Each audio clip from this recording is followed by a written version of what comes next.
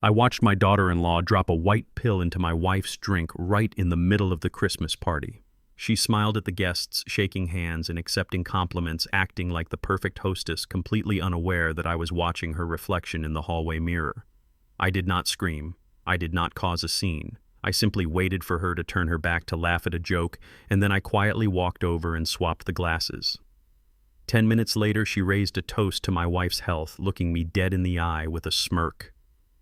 I raised my glass back and smiled, waiting for the poison she intended for the woman I love to hit her own bloodstream.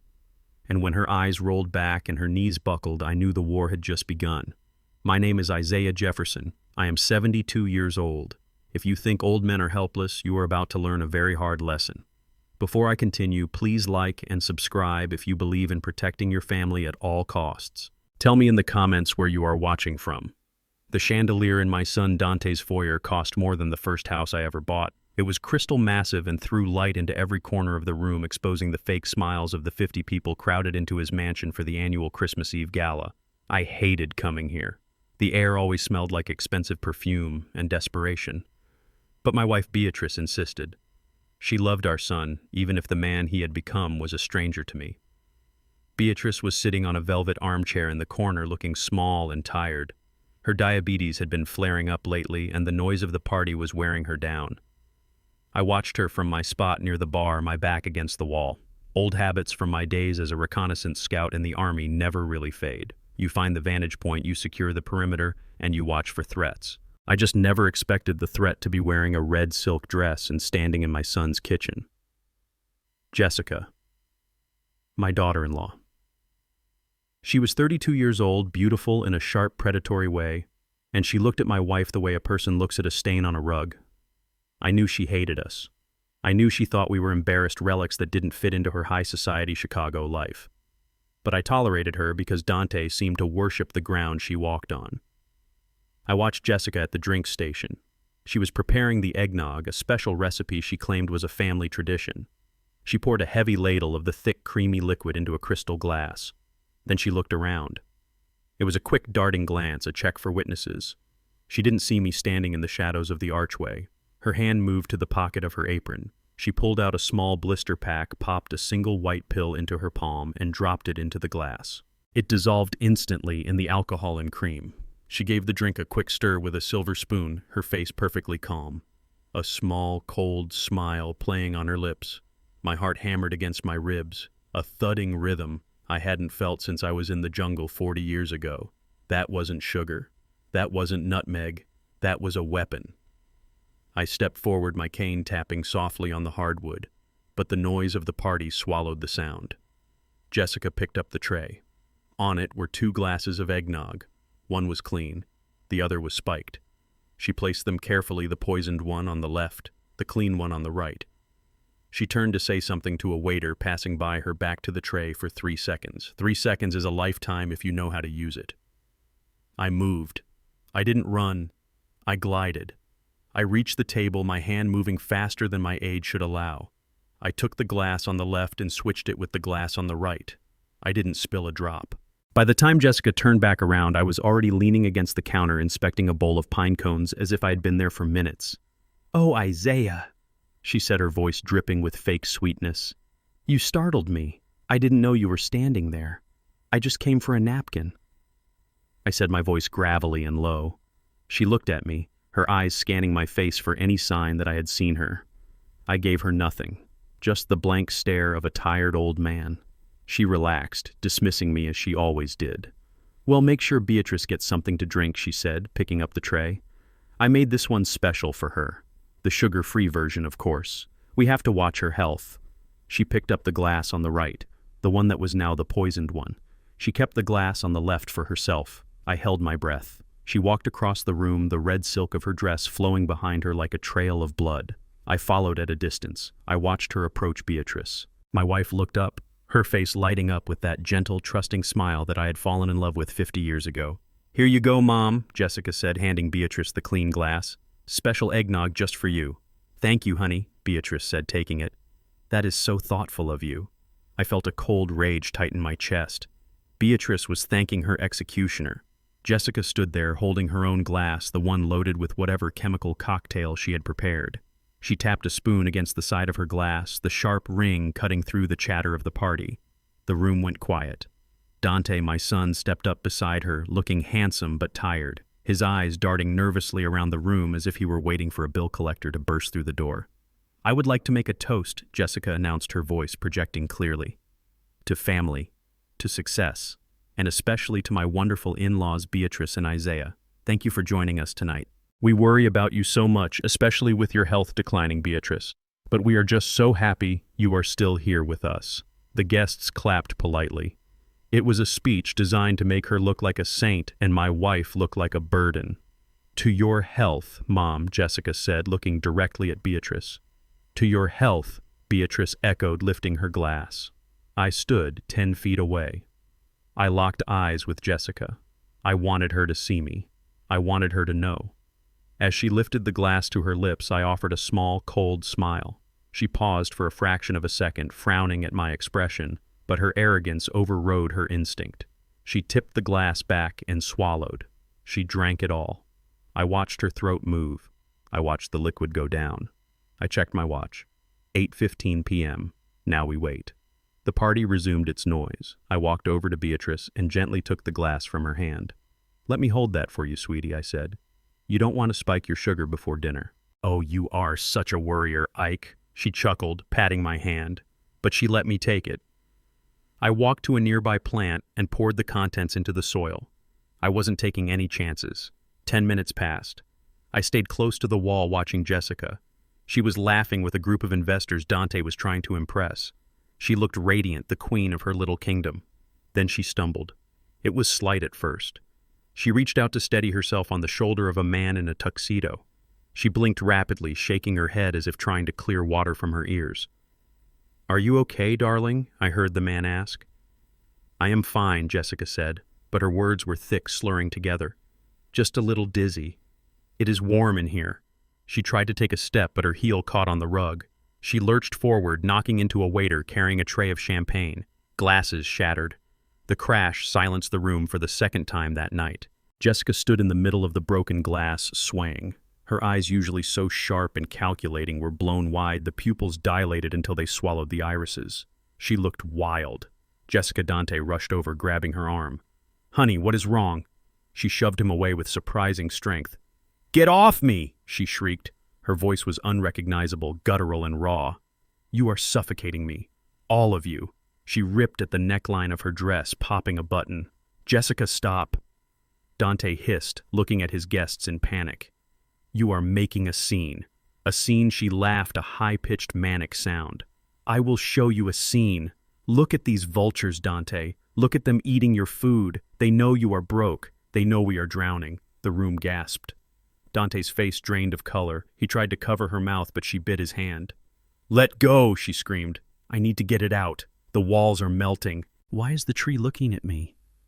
She spun around and pointed at the 12-foot Christmas tree in the corner. She charged at it, convinced it was an enemy. She tackled the tree, sending ornaments and lights crashing down on top of her. She thrashed on the floor, tangled in the wires, screaming about snakes and secrets. The guests were backing away, phones out, recording everything. This was the elite of Chicago society, and they were watching their hostess have a psychotic break on the living room floor. "Call 911. Someone shouted. I stood still. I didn't move to help. I didn't look away. I watched Dante trying to pull his wife out of the wreckage of the Christmas tree. I watched the ruin of their reputation happen in real time. Beatrice was clutching my arm, terrified. "Ike, what is happening? Is she having a stroke?" "I don't know." "Beatrice," I said calmly. "Maybe she drank something she shouldn't have." I pulled a handkerchief from my pocket. I walked over to where Jessica had dropped her glass before she attacked the tree. I picked it up, wrapping the cloth around it to preserve the residue. I slipped it into my jacket pocket. Sirens wailed in the distance. Jessica was now sobbing uncontrollably, curling into a ball, muttering about spiders under her skin. Whatever was in that pill, it was potent. It was meant to make an old woman look senile, to make my wife look like she had lost her mind so they could put her away. But in a younger body mixed with adrenaline and alcohol, it was a chaotic storm. The paramedics rushed in. They had to restrain her. They strapped her to a gurney as she spat and cursed at them. Dante went with them, looking broken. The guests began to file out, whispering, sharing the videos they had just taken. The party was over. As the ambulance lights flashed against the snowy windows, I took Beatrice's hand. "Come on, Bea," I said. "Let's go home." I touched the glass in my pocket. I knew exactly what I had to do next. This wasn't an accident. This was an attempted hit. And I was going to find out exactly what poison she tried to feed my wife, and then I was going to bury her with it. The chaos that unfolded in my son's living room wasn't just a scene, it was a slow-motion train wreck that I couldn't tear my eyes away from. The pill Jessica had dropped into that glass was meant to mimic a stroke or a severe episode of dementia for my wife Beatrice. It was designed to make an old woman look incompetent, to strip her of her dignity so they could sign her away to a home. But inside Jessica's younger system, mixed with the vodka she had been drinking all night and the adrenaline of her own arrogance, the chemical reaction was something entirely different. It didn't just sedate her, it unlocked every dark, twisted thought she had ever suppressed behind that veneer of high society politeness. 10 minutes prior, she had been the queen of the ball. Now she was swaying near the fireplace, her eyes unfocused, staring at the CEO of the investment firm Dante was desperate to partner with. The man, a tall gentleman named Mr. Sterling, was holding a plate of hors d'oeuvres, looking concerned. Jessica pointed a manicured finger at him, her hand trembling violently. "You," she slurred, her voice loud and cutting through the ambient jazz music. "You look like a walrus in a tuxedo. Do you know that, a fat, greasy walrus?" The room went deathly silent. Mr. Sterling stiffened his face, turning a shade of crimson. Dante rushed forward, his hands raised in a placating gesture, a nervous sweat already breaking out on his forehead. "Jessica, honey, you are tired," Dante stammered, trying to grab her arm. "Let's go upstairs. You've had too much eggnog." She shoved him away with a strength that sent him stumbling back into a waiter. "Don't touch me, you loser," she shrieked. Her laugh was sharp, jagged, bordering on hysterical. "Why are you apologizing to him?" "He is broke, Dante. We are all broke, but he is the biggest fraud here." She turned back to Mr. Sterling, her eyes wide and terrifyingly empty. "You think my husband's company is worth investing in? It is a shell. It is empty. We are drowning in debt so deep I can feel the water in my lungs." She clawed at her throat as if she were actually choking, her nails digging into her skin. Dante looked like a man watching his execution. He lunged for her again, trying to cover her mouth, his eyes darting to the guests who were now pulling out their phones. The red recording lights were like tiny eyes in the dim room, capturing every second of their social suicide. "Shut up, Jessica," Dante hissed, his voice cracking with panic. "Stop talking, you are sick." "I am not sick," she screamed, spitting in his face. "I am the only one who sees the bugs. Look at them." She began to slap her own arms, her face twisting in pure horror. "They are all over me. Get them off." She grabbed the neckline of her expensive designer dress, the one she had bragged about costing $3,000, and she ripped it. The fabric tore with a sickening sound. She didn't stop. She was convinced there were things crawling on her skin, things that the drug in her system had conjured up to torment her. She tore at the silk, exposing her undergarments, completely oblivious to the 50 people watching in stunned silence. My wife Beatrice buried her face in my shoulder, unable to watch. I held her tight, but I kept my eyes fixed on Jessica. This was the indignity she had planned for Beatrice. She wanted my wife to strip, to scream, to lose her mind in front of strangers. Fate, it seemed, had a sense of irony. Jessica spun around, her movements jerky and uncoordinated. She collided with a table full of crystal flutes, sending them crashing to the floor. The sound of shattering glass seemed to trigger something even darker in her mind. She looked at the shards and began to weep deep guttural sobs that sounded more like an animal in pain than a human being. "It is all gone," she wailed, falling to her knees amidst the broken glass. "The money, the house. We forged the papers, Dante. We forged them, and it still isn't enough." Dante froze. The guests gasped. The word forged hung in the air, heavy and undeniable. She was confessing. In her delirium, the filter between her brain and her mouth had completely dissolved. She was spilling the secrets of their financial ruin, the very secrets they needed my money to cover up. Dante grabbed a tablecloth and threw it over her, trying to hide her from the cameras, trying to bundle her up like a broken doll. "Call an ambulance," he screamed, his voice raw.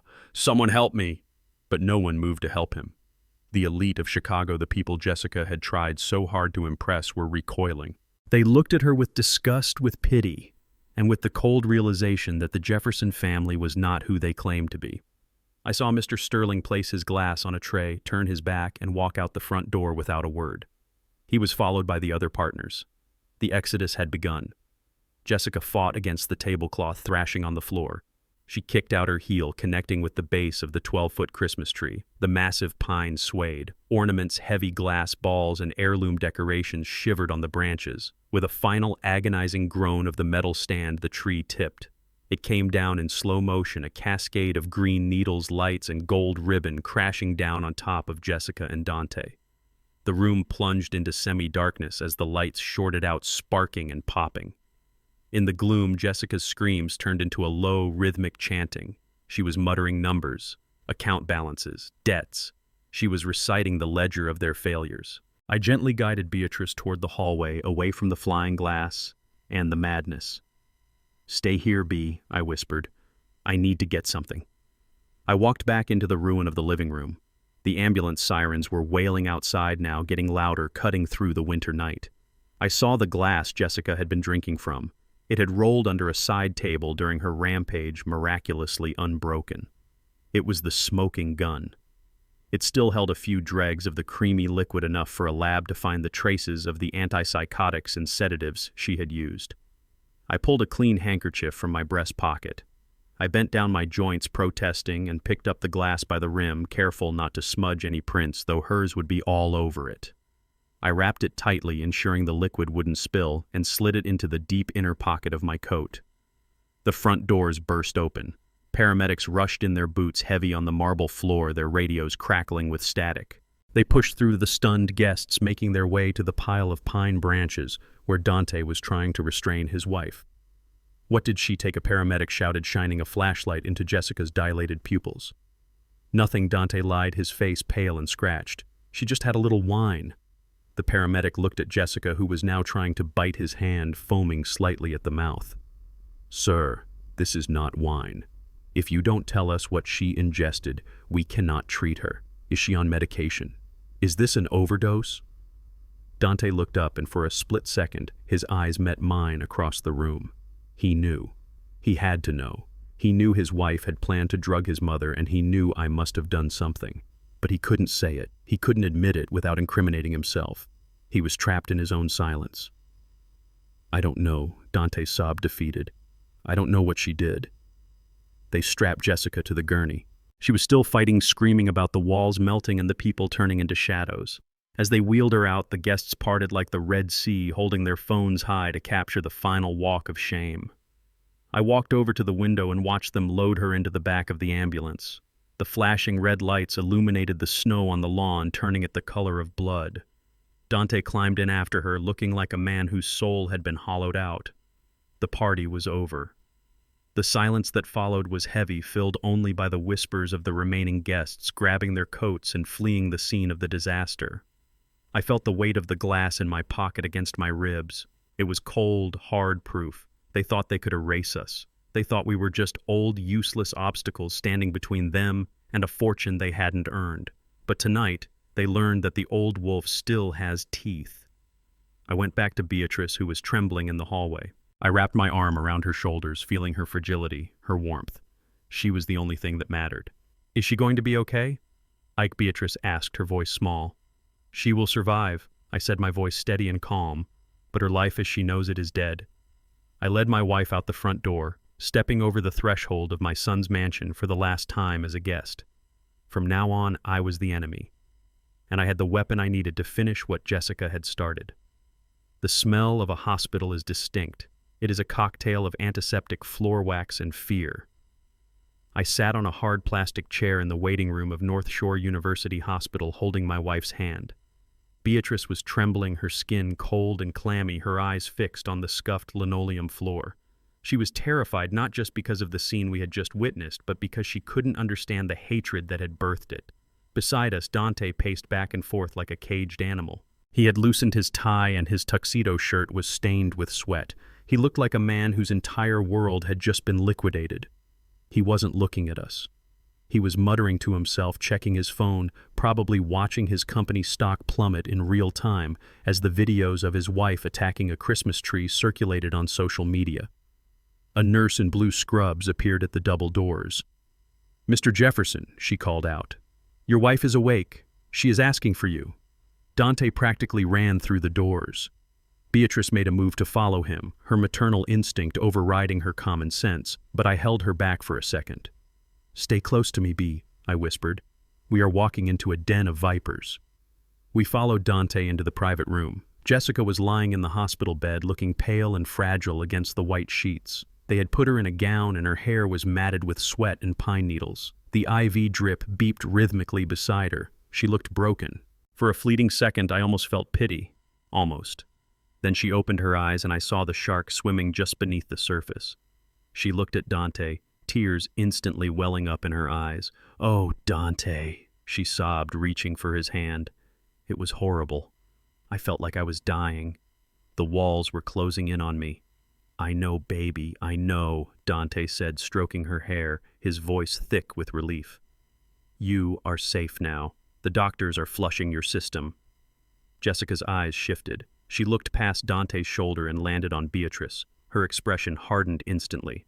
The tears stopped. The fear evaporated, replaced by a cold, calculating accusation. "Why is she here?" Jessica hissed, pointing a trembling finger at my wife. "Get her out." Dante looked confused. "Jess, it is just Mom. She came to check on you." "She did this to me," Jessica screamed. Her voice was raspy from the screaming fit earlier, but the venom was potent. "She poisoned me." Beatrice gasped, her hand flying to her mouth. "Jessica, honey, what are you saying? I would never hurt you." "Don't lie to me," Jessica spat. I saw you hovering over the drinks table. You handed me that glass. You said it was special. You smiled when you gave it to me. I stood there silent, watching the performance. It was masterful. She was cornered, humiliated, and exposed, and yet like a true narcissist, she had found a way to flip the narrative. She knew she had been drugged. She knew the symptoms weren't from alcohol. And since she couldn't admit she had tried to poison Beatrice without incriminating herself, she decided to accuse the victim.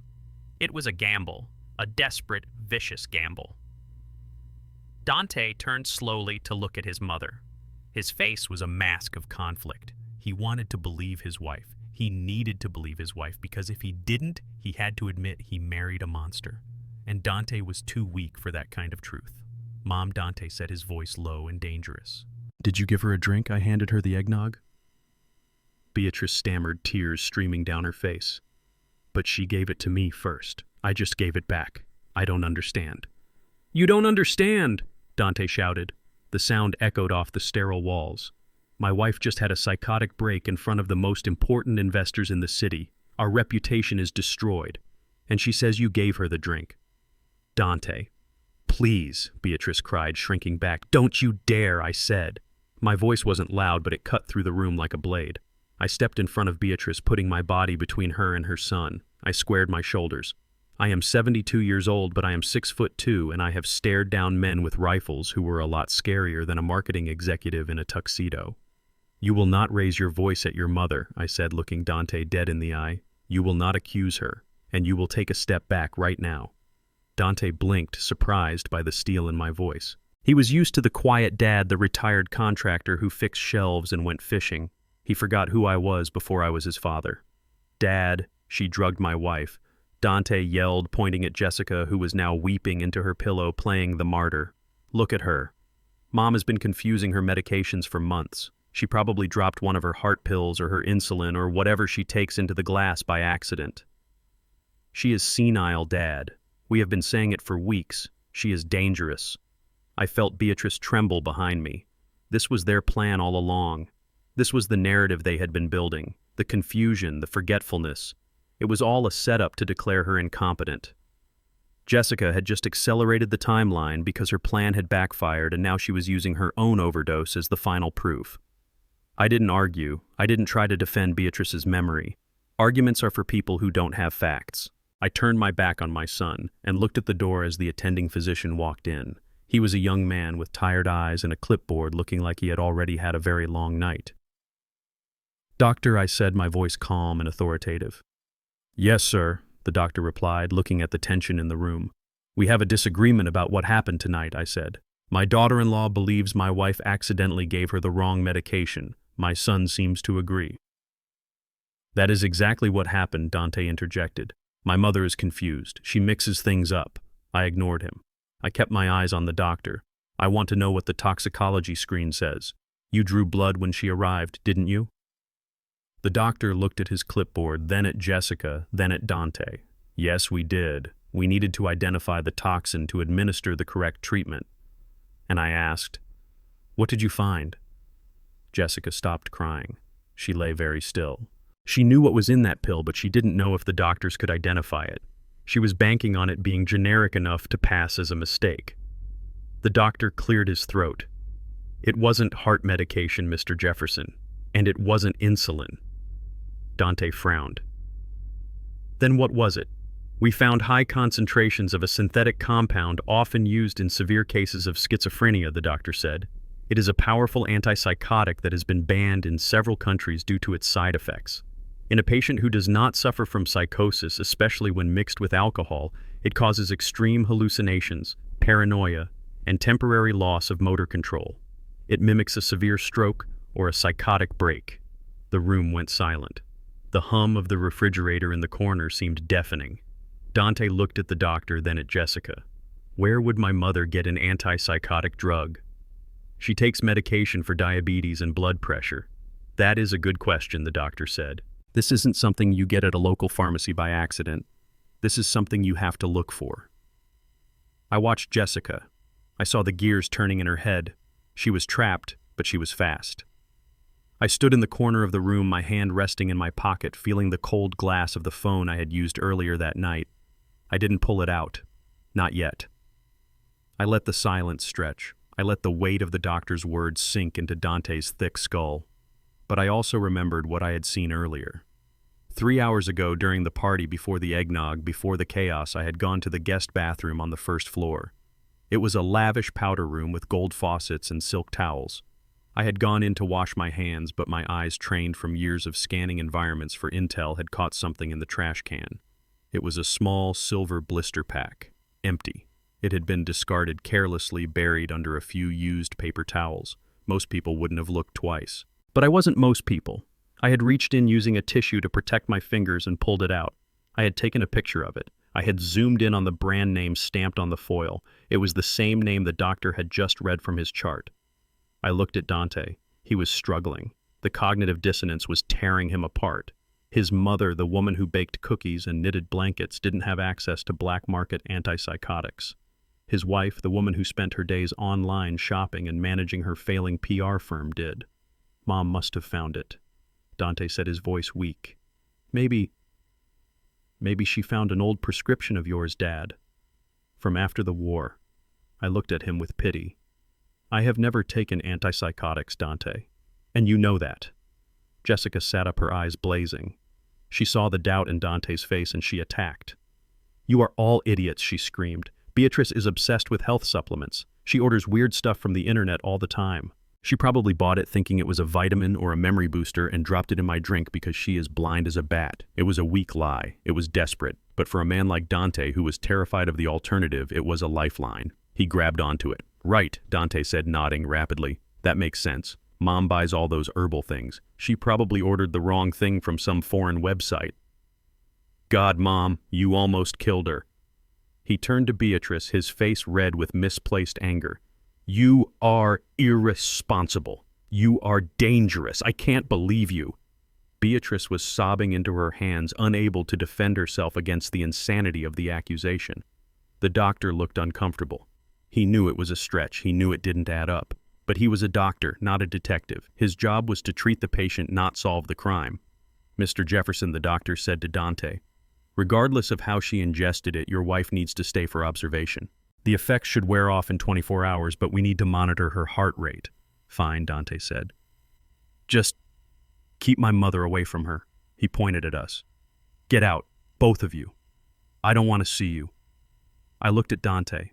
I looked at the man I had raised, the boy I had taught to ride a bike, the man I had bailed out of debt more times than I could count, and I saw nothing of myself in him. He was gone. He was fully hers now. "Come on, Beatrice," I said softly. We turned to leave. As I reached the door, I looked back at Jessica. She was watching me. Her tears had stopped. She gave me a look of pure, unadulterated triumph. She thought she had won. She thought she had twisted the knife and turned the victim into the villain. But she didn't know about the handkerchief in my pocket. She didn't know about the glass I had saved. She didn't know about the photo on my phone. I didn't say a word to her. I didn't threaten her. I just opened the door and led my weeping wife out into the hallway. Dante followed us out, closing the door behind him. He stood in the corridor looking at us with disgust. "This is it," he said. "I am done. I can't trust you with my family anymore." Dante, Beatrice pleaded. "Please." "No, Mom." He cut her off. "You need help. Serious help. And until you get it, until you are in a facility that can manage you, you are not welcome in my house. You are not to contact us." He looked at me. "And you, Dad, you are enabling her. You are letting her rot. If you don't put her in a home, I will petition the state to intervene. I won't let her kill someone next time." He turned on his heel and walked back into the room, slamming the door shut. I stood there in the fluorescent light of the hospital corridor. My wife was breaking down, her heart shattered by her son's cruelty. I held her, stroking her back, letting her cry. But inside, I was cold, ice cold. Dante had just declared war. He had threatened to take my wife, to lock her away, to steal the last years of our life together. He had chosen his side. I looked at the closed door. I thought about the evidence I had. It wasn't enough yet. A picture of a wrapper and a glass with residue proves she was drugged, but it doesn't prove intent. It doesn't prove she meant it for Beatrice. It was a he said, she said situation, and Dante was the judge. I needed more. I needed undeniable proof. I needed to see the money trail. I needed to know why they were so desperate to get Beatrice out of the way right now. I took my phone out of my pocket. I scrolled through my contacts until I found a number I hadn't called in 5 years. Mike. Mike was a guy I served with. He did 2 tours in special ops, then came home and opened a private investigation firm that specialized in corporate fraud and infidelity. He could find a needle in a haystack, and he could find a bank account in the Cayman Islands. I dialed the number. It rang twice. Mike's voice was rough, familiar. "It is 3 a.m. Is everything okay?" "No, Mike," I said. "I need a favor, a big one. Name it. I need you to dig into my son's wife, Jessica Jefferson. I need to know everything, her debts, her company, her bank accounts. I need to know who she owes money to, and I need it fast." "Consider it done," Mike said. "Give me 24 hours. I hung up. I looked at Beatrice. She was wiping her eyes, trying to compose herself. "Let's go home, Bea," I said. We walked to the elevator. I didn't look back. The time for being a father was over. The time for being a husband, a protector, and a soldier had just begun. They wanted to play dirty. They wanted to use poison and lies. Fine. I was going to use the truth, and I was going to bring their whole world crashing down around their ears. The morning after the hospital incident, the phone rang at exactly 9 o'clock. It wasn't a request for a conversation. It was a notification of hostilities. I put it on speaker so Beatrice could hear, though I instantly regretted it when I heard the icy, detached tone of our son's voice. Dante didn't ask how we were. He didn't ask if his mother had slept. He simply delivered an ultimatum that sounded like it had been drafted by a lawyer. Effective immediately, he said, his voice void of any warmth, "You are not to come to my house. You are not to contact Jessica. If you attempt to see us, I will file for a restraining order. And Mom, if there is one more incident, one more sign that you are a danger to yourself or others, I will have the papers signed to place you in a facility by the end of the week. I am doing this for your own good." The line went dead before I could say a word. Beatrice sat at the kitchen table, her hands trembling around her coffee mug. She didn't cry. She just looked at the phone as if it were a bomb that had just detonated in the center of our lives. The son she had nursed, the boy she had walked to school, the man she had bragged about to every cashier at the grocery store had just threatened to lock her away like a rabid dog. I didn't try to comfort her with empty words. I stood up and walked to the window, looking out at the gray Chicago sky. My hands were steady, but inside a switch had been flipped. For 40 years, I had been Isaiah Jefferson, the retired contractor, the quiet neighbor, the doting husband. But that man couldn't save us now. That man was too soft for the war Dante had just declared. I had to reach back into the past, into the parts of myself I had buried when I came home from the service, and find the man who knew how to survive in hostile territory. This wasn't a family dispute anymore. It was a tactical operation. I kissed Beatrice on the forehead. "I will be back in a few hours," I told her. "Lock the door. Don't answer the phone." I drove to a small diner on the south side of the city, a place that smelled of bacon grease and old cigarettes, the kind of place where men like Mike did business because nobody asked questions. Mike was sitting in a back booth nursing a black coffee. He looked exactly the same as he did when we were in the unit, just with more gray in his beard and a few more scars. He didn't smile when he saw me. He just tapped the thick manila envelope sitting on the table. "You are not going to like this, Ike," he said, his voice rough like gravel. I sat down. "I didn't come here for good news, Mike. I came for ammunition." He slid the envelope across the Formica table. I opened it. It was a comprehensive financial dossier on Jessica Jefferson and her failing public relations firm JJPR. I scanned the pages, my eyes catching the red numbers that dominated the spreadsheets. "She is not just broke," Mike said, leaning in. "She is underwater. Her company has been bleeding money for 2 years. She lost 3 major clients last quarter because she promised results she couldn't deliver. But that is not the worst part." I looked up. "What is the worst part?" "She took out a loan," Mike said. "Not from a bank. Banks stopped lending to her 6 months ago. She went to private lenders, the kind that break kneecaps if you miss a payment." I looked at the figure highlighted in yellow. $2 million. "She owes $2 million, I whispered. "And the note comes due in 30 days, Mike said.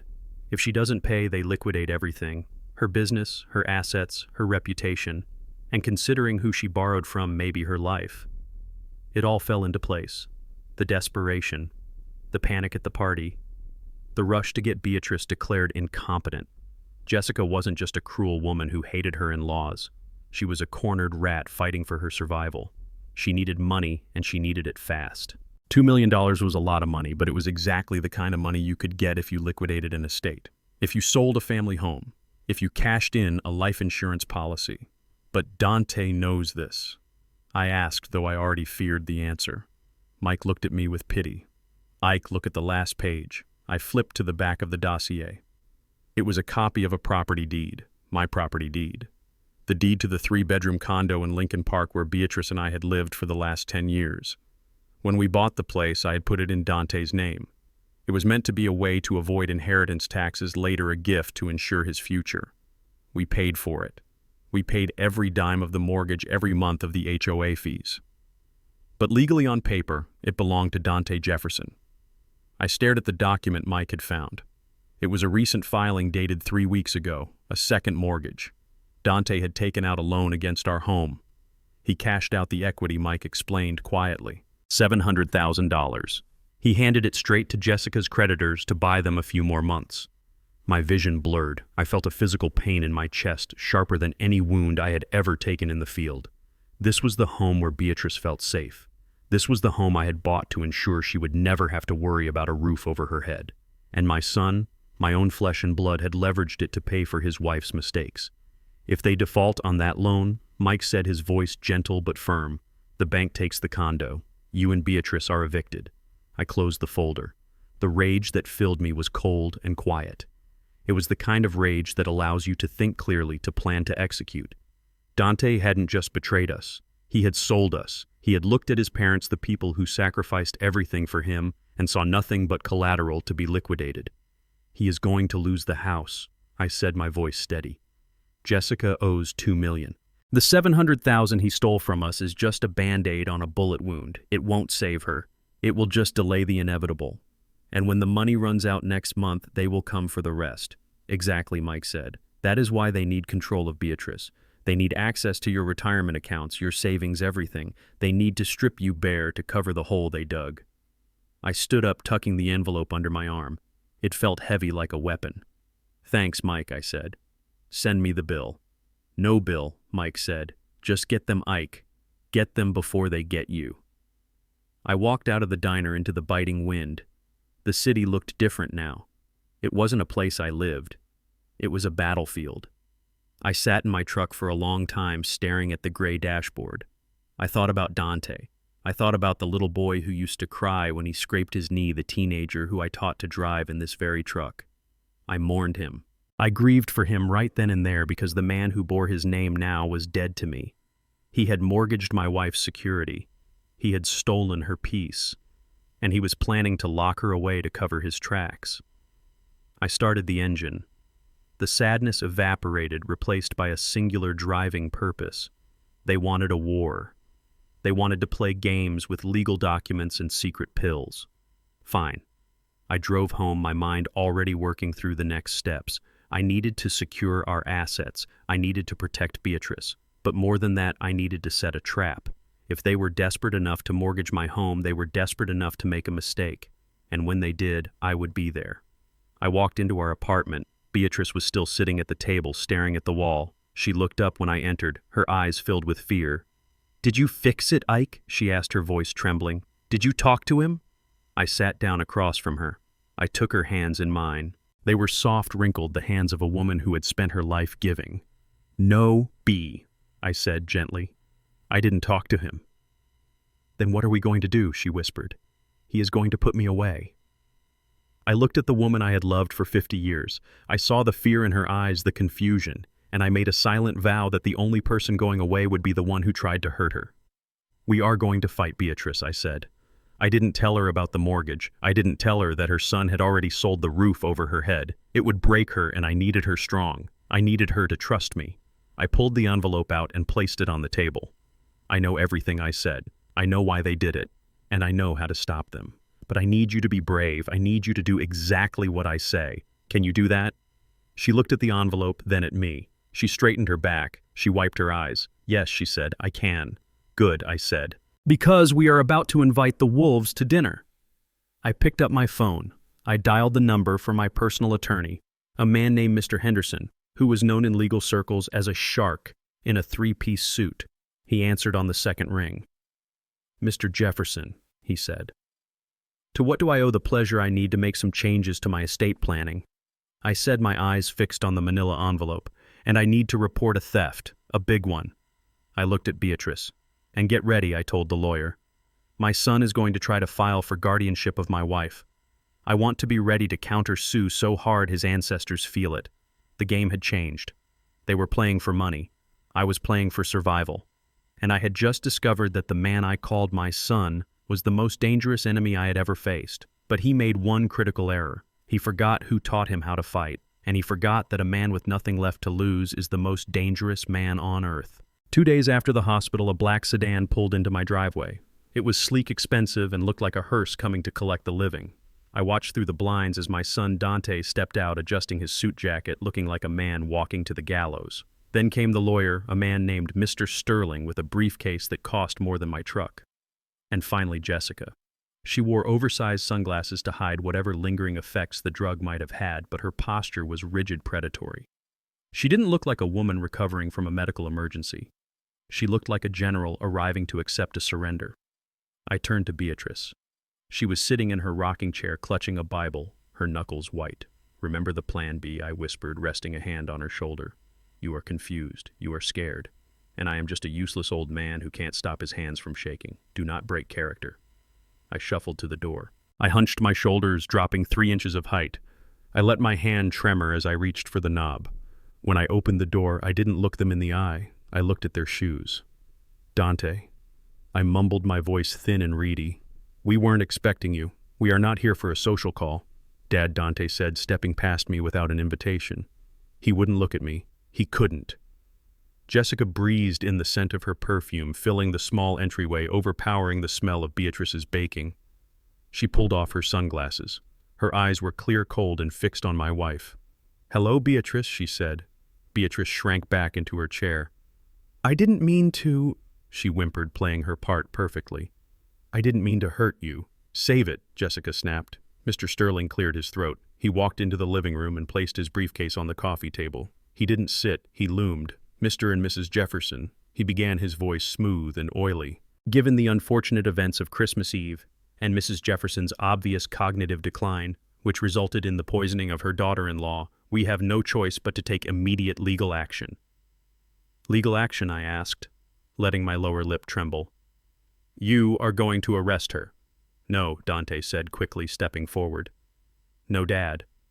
We are trying to protect her. And you. The lawyer opened the briefcase and slid a thick stack of documents across the table. This is a voluntary guardianship agreement, Sterling said. It grants Dante and Jessica full power of attorney over Beatrice's medical and financial decisions. It also places her assets into a trust managed by them to ensure they are used for her care. I looked at the papers. I couldn't read the fine print without my glasses, but I didn't need to. I knew exactly what they were. They were the keys to the kingdom. If Beatrice signed this, they could sell the house, liquidate the accounts, and put her in the cheapest state-run facility they could find within 48 hours. They would strip us clean to pay off Jessica's $2 million debt.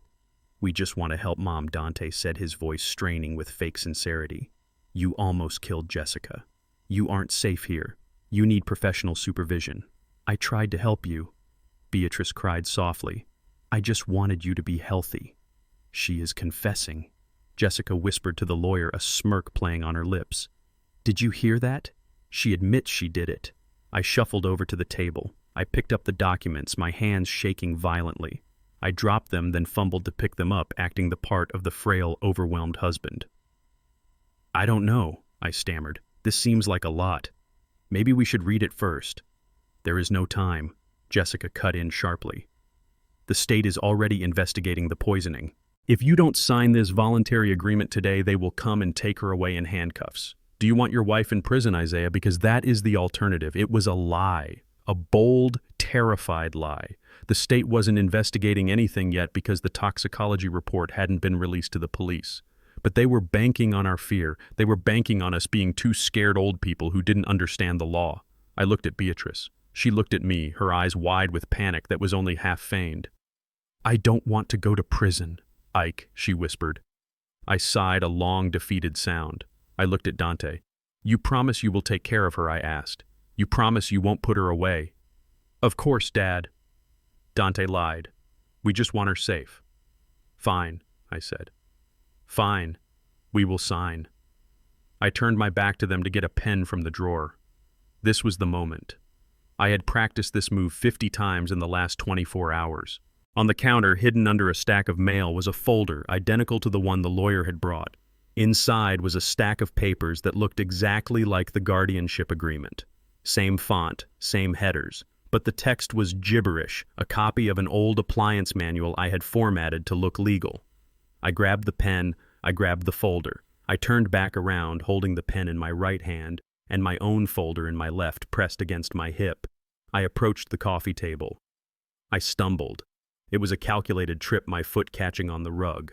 I lurched forward, dropping the pen and slapping my hand down on the table to catch myself. Whoops, I cried out. My bad leg. I am sorry. In the chaos of the fall, I swept the lawyer's document off the table and onto the floor. I fell to my knees to pick it up. Dante moved to help me, but I waved him off. I got it. I got it. I wheezed. I am just clumsy. Old age is a curse. I gathered the papers. But as I brought them up from the floor, I didn't bring up the lawyer's documents. I slid those under the sofa with a flick of my wrist. I brought up my folder, the decoy I had been holding against my hip. I placed the decoy on the table. It was a seamless switch, a sleight of hand I had learned playing cards in the barracks 50 years ago. Here, I said, panting, pushing the papers toward Beatrice. Sign it, Bea. Let's just get this over with. Beatrice looked at the paper. She didn't read it. She knew the plan. She took the pen from my shaking hand. Okay, she whispered. She signed her name on the bottom line. It was a signature on a warranty for a refrigerator that died 10 years ago, formatted to look like a legal decree. I signed as the witness. My hand didn't shake this time. There, I said, closing the folder and handing it to the lawyer. It is done. Mr. Sterling took the folder without opening it. He was too arrogant to check. He thought he was dealing with sheep. He slid it into his briefcase and snapped the locks shut. You made the right decision, he said, standing up. Jessica let out a breath she had been holding. Her shoulders relaxed. She looked at Dante, and for the first time her mask slipped completely. She didn't look relieved. She looked victorious. She looked like a hunter standing over a kill. Finally, she muttered loud enough for me to hear. Finally done with these two useless old weights. She looked around our small, cozy living room with undisguised contempt. We will send a crew to pack her things next week, Jessica said to me. You should start looking for a smaller place for yourself, Isaiah. Once we assess the assets, we will likely be selling this condo to cover her care costs. But Dante said this was my home, I stammered. It is Dante's home, Jessica corrected coldly. His name is on the deed. And we need the equity. Don't worry, we will find you a nice studio apartment, somewhere affordable. Dante looked at his shoes. He couldn't even look me in the face as his wife evicted me. Let's go, Jessica said, grabbing Dante's arm. The smell in here is giving me a headache. They turned to leave. The lawyer led the way. Wait, I said. Let me walk you out. I grabbed my cane. As I stood up, I bumped the coffee table again. I reached under the rim to steady it. In that split second, I peeled the backing off a small black adhesive disc I had palmed from my pocket. It was a high-powered listening device Mike had given me. I stuck it firmly to the underside of Mr. Sterling's briefcase as he turned to hold the door for Jessica. It was invisible, it was active, and it had a range of 2 miles. Good luck, Mr. Jefferson, the lawyer said dismissively. I watched them walk down the driveway. Jessica was already on her phone, probably calling her creditors to tell them the money was coming. Dante was trailing behind like a beaten dog. I closed the door and locked it. I stood there for a moment listening to the silence of the house. Then I straightened my spine. The tremors stopped. The hunch in my shoulders disappeared. I walked over to the sofa, reached underneath, and pulled out the real legal documents they had brought. I walked to the kitchen, struck a match, and set the corner of the papers on fire over the sink. I watched them burn, turning to ash and smoke. They thought they had just signed away my wife's freedom. They thought they had won. I went into the study and turned on the receiver Mike had set up. I put on the headphones. The signal crackled to life. I could hear the car doors slamming. I could hear the engine of the sedan start up. And then I heard Jessica's voice, crystal clear. God, that was easier than I thought, she laughed. I told you they were senile. They didn't even read it. I smiled. It wasn't a nice smile. It was the smile of a man who had just planted a bomb in the enemy's camp and was waiting to press the detonator. Keep talking, Jessica, I whispered to the empty room. Tell me everything. I sat down, grabbed a notepad, and began to write. The war was far from over, but I had just won the first battle, and they didn't even know they had lost. The receiver on my desk was a small black box, no bigger than a pack of playing cards, but it was currently the heaviest thing in the room. I sat in my leather armchair, the one Beatrice had bought me for my 60th birthday, and adjusted the volume on the headphones. The signal from the bug I had planted on the lawyer's briefcase was strong. I could hear the hum of the sedan's engine. I could hear the turn signal clicking. And I could hear the woman who had married my son plotting the end of my life.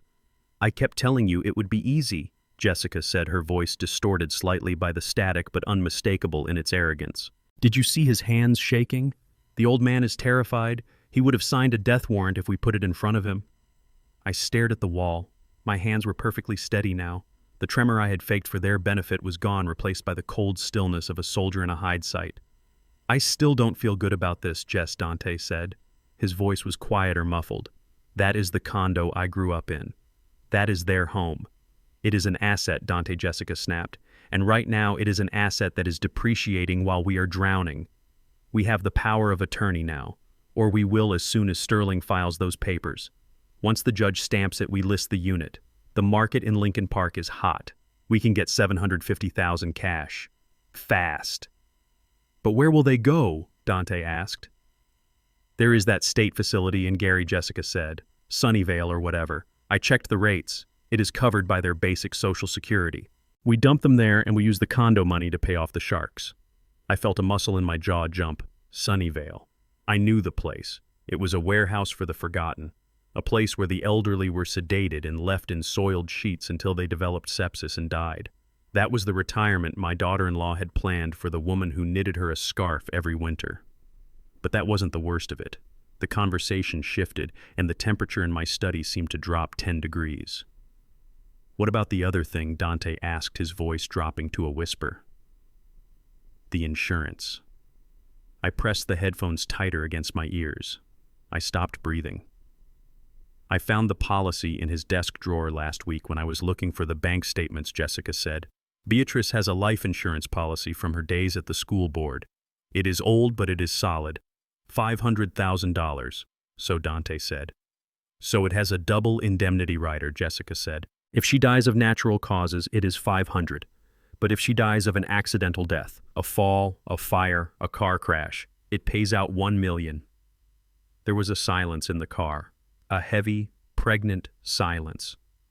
You are not suggesting what I think you are, Dante stammered. I am just saying she is old, Jessica said, her voice dangerously calm. She is confused. We already established that with the incident at the party. Everyone saw her. Everyone knows she is mixing up medications. Everyone knows she is unstable. If she were to have an accident, Jessica continued, if she were to, say, fall down those steep stairs in the condo or leave the gas on while cooking, it would be a tragedy, a profitable tragedy, but just a tragedy. No one would question it, not after what happened at the Christmas party. I took the headphones off and laid them gently on the desk. My heart was beating a slow, rhythmic thud against my ribs. It wasn't just humiliation. The realization hit me with the force of a physical blow. The pill in the eggnog, the scene at the party, the accusations of dementia. It wasn't just about embarrassing Beatrice or getting power of attorney. It was about building a narrative. They were creating a paper trail. If Beatrice fell down the stairs tomorrow, the police would look at the reports. They would see the testimony that she was confused. They would see the hospital records from the party where she supposedly drugged herself. They would see a pattern of decline. They would rule it an accidental death caused by senility. Jessica wasn't just a thief. She was an architect of murder, and my son was sitting in the driver's seat listening to her plan his mother's death, and he wasn't stopping the car. He wasn't screaming. He was just driving. I stood up and walked to the window. Beatrice was in the garden pruning her roses. She looked so peaceful. She was humming a little tune, unaware that miles away in a luxury sedan, her life was being weighed against a debt ledger. I looked at my hands. They were the hands of a man who had built houses, who had held babies, who had planted trees. But they were also the hands of a man who had been a recon scout in Vietnam. I knew how to track, I knew how to wait, and I knew how to strike. I had been playing defense. I had been trying to protect our assets, trying to shield Beatrice from the truth. But defense doesn't win wars. Defense just delays the inevitable. If they wanted to turn my wife into a statistic for a payout, they had made a fatal miscalculation. They assumed I was just a senile old man standing in their way. They didn't know I was the one who was going to bury them. I went back to my desk. I opened the bottom drawer and pulled out a burner phone I kept for emergencies. I didn't want this call on my personal bill. I dialed a number I had memorized decades ago. It rang once. Law offices of Arthur Henderson. A smooth voice answered. Art, it is, Ike Jefferson. There was a pause. Then a warmth entered the voice. Ike, it has been a long time. How is Beatrice? She is in danger. Art, I said, my voice flat and hard. I need you to clear your schedule. Ike, you know I bill $600 an hour now, Art said, though I could hear the curiosity in his tone. I don't care if you bill $6,000, I said. I have a job for you. And I am not talking about drafting a will. I am talking about going to war.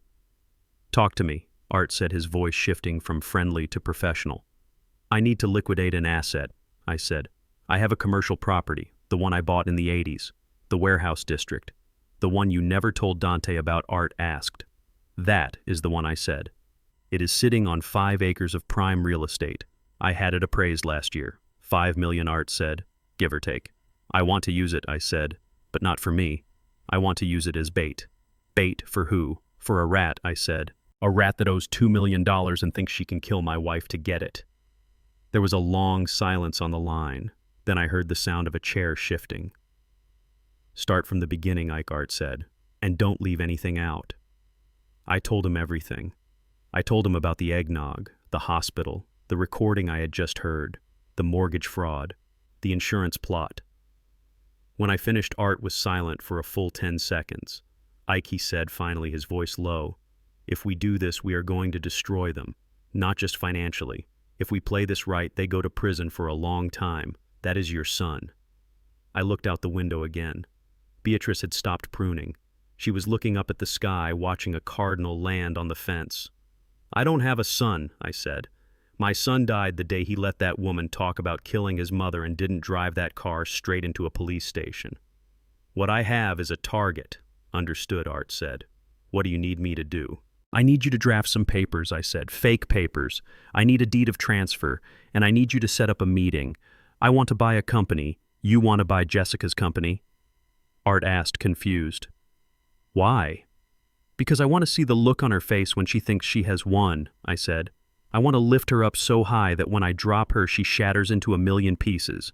I will have the paperwork ready by tomorrow morning, Art said. Ike, be careful. If she is desperate enough to talk about murder, she is desperate enough to do it. I know, I said. That is why I am not going to give her the chance. I hung up the phone. I took the cassette out of the recorder and labeled it with the date and time.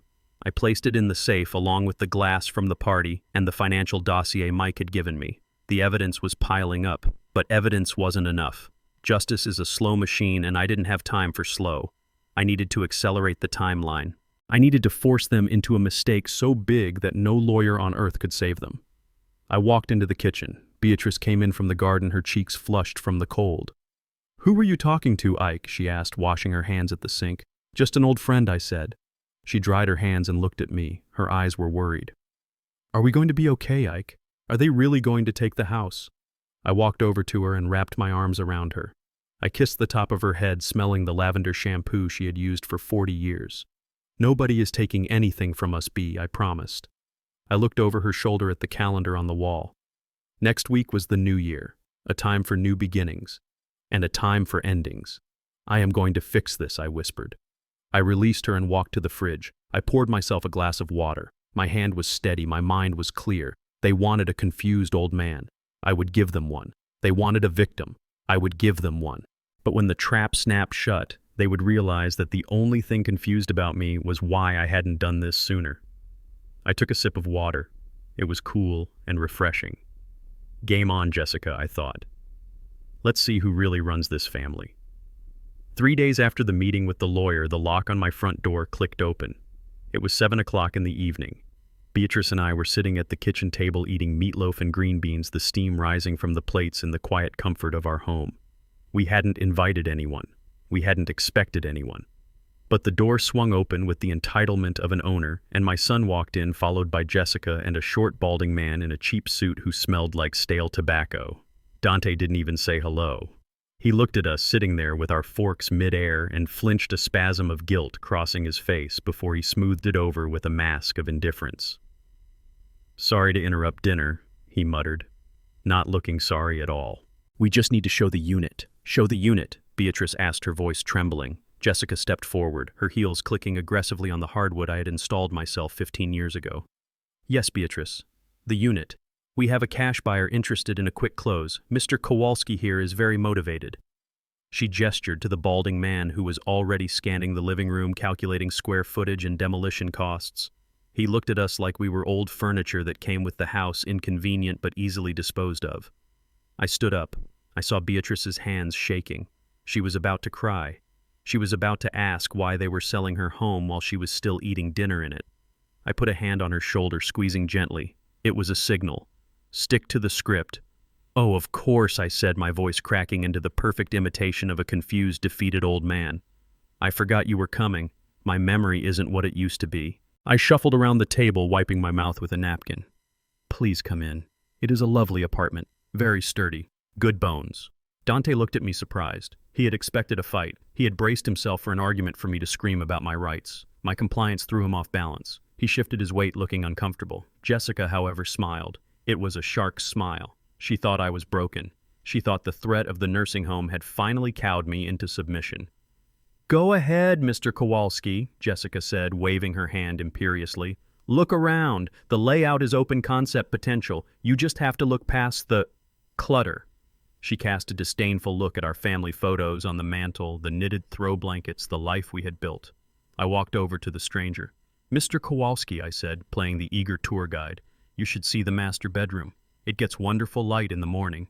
And the HVAC system was replaced just last year. Top of the line." I led the man down the hallway. Dante and Jessica followed, whispering to each other. "He is losing it," Dante whispered. "He is actually helping us sell his own house." "It is better this way," Jessica hissed back. "It saves us the trouble of eviction. If he goes quietly to Sunnyvale, we get the money faster." I clenched my teeth so hard my jaw ached, but I kept my face blank. I showed Mr. Kowalski the bathroom. I showed him the closets. I pointed out the crown molding. I was the perfect salesman for my own demise. While Mr. Kowalski inspected the water pressure in the shower, we moved back into the living room. Beatrice had cleared the table, her eyes red, but she stayed silent. "This place will need a gut renovation," Kowalski shouted from the bathroom. "But for 700,000, I can make the numbers work. 700,000. That was the price of my life. That was the price Dante had put on his parents so he could pay off a fraction of his wife's debt." I walked over to the small writing desk in the corner of the room. This was my command center. It was usually neat, organized with military precision. But tonight it was a mess. Papers were scattered everywhere. Bills, flyers, junk mail. It looked like the desk of a man who was losing control of his affairs. But it was a carefully constructed chaos. Jessica walked over her eyes, scanning the room mentally, spending the money she didn't have yet. She stopped at the desk. She couldn't help herself. She was a snoop by nature, always looking for an angle, always looking for a secret. She picked up a utility bill, sneering at the amount. Then she saw it. I had placed it perfectly. It was sticking out from under a stack of old magazines, just enough of the letterhead visible to catch the eye. It was a thick, cream-colored envelope from the First National Bank of Chicago Private Wealth Division. The letter inside was pulled halfway out. I watched her from the corner of my eye as I pretended to adjust a picture frame. I saw her gaze lock onto the paper. I saw her hand reach out, hesitant at first, then snatching it up while Dante was busy talking to the buyer. She read it. I knew exactly what it said because I had drafted it with my lawyer Arthur just that morning. It was an appraisal update for a commercial property. A 5-acre lot in the industrial district near the airport. A lot I had bought in the 80s for pennies when the steel mills closed, holding on to it as the city expanded around it. The letter was brief. "Dear Mr. Jefferson, per your request, we have updated the valuation of your commercial holding at 404 Industrial Way. Given the recent zoning changes and the airport expansion project, the current market value of the land is estimated at $5,200,000. Please contact us to discuss liquidation options or tax sheltering strategies." $5 million. I saw the blood drain from Jessica's face. Then it rushed back in, turning her cheeks a flushed, feverish red. Her hand trembled. She read the number again. She looked at the date. It was current. She looked at me.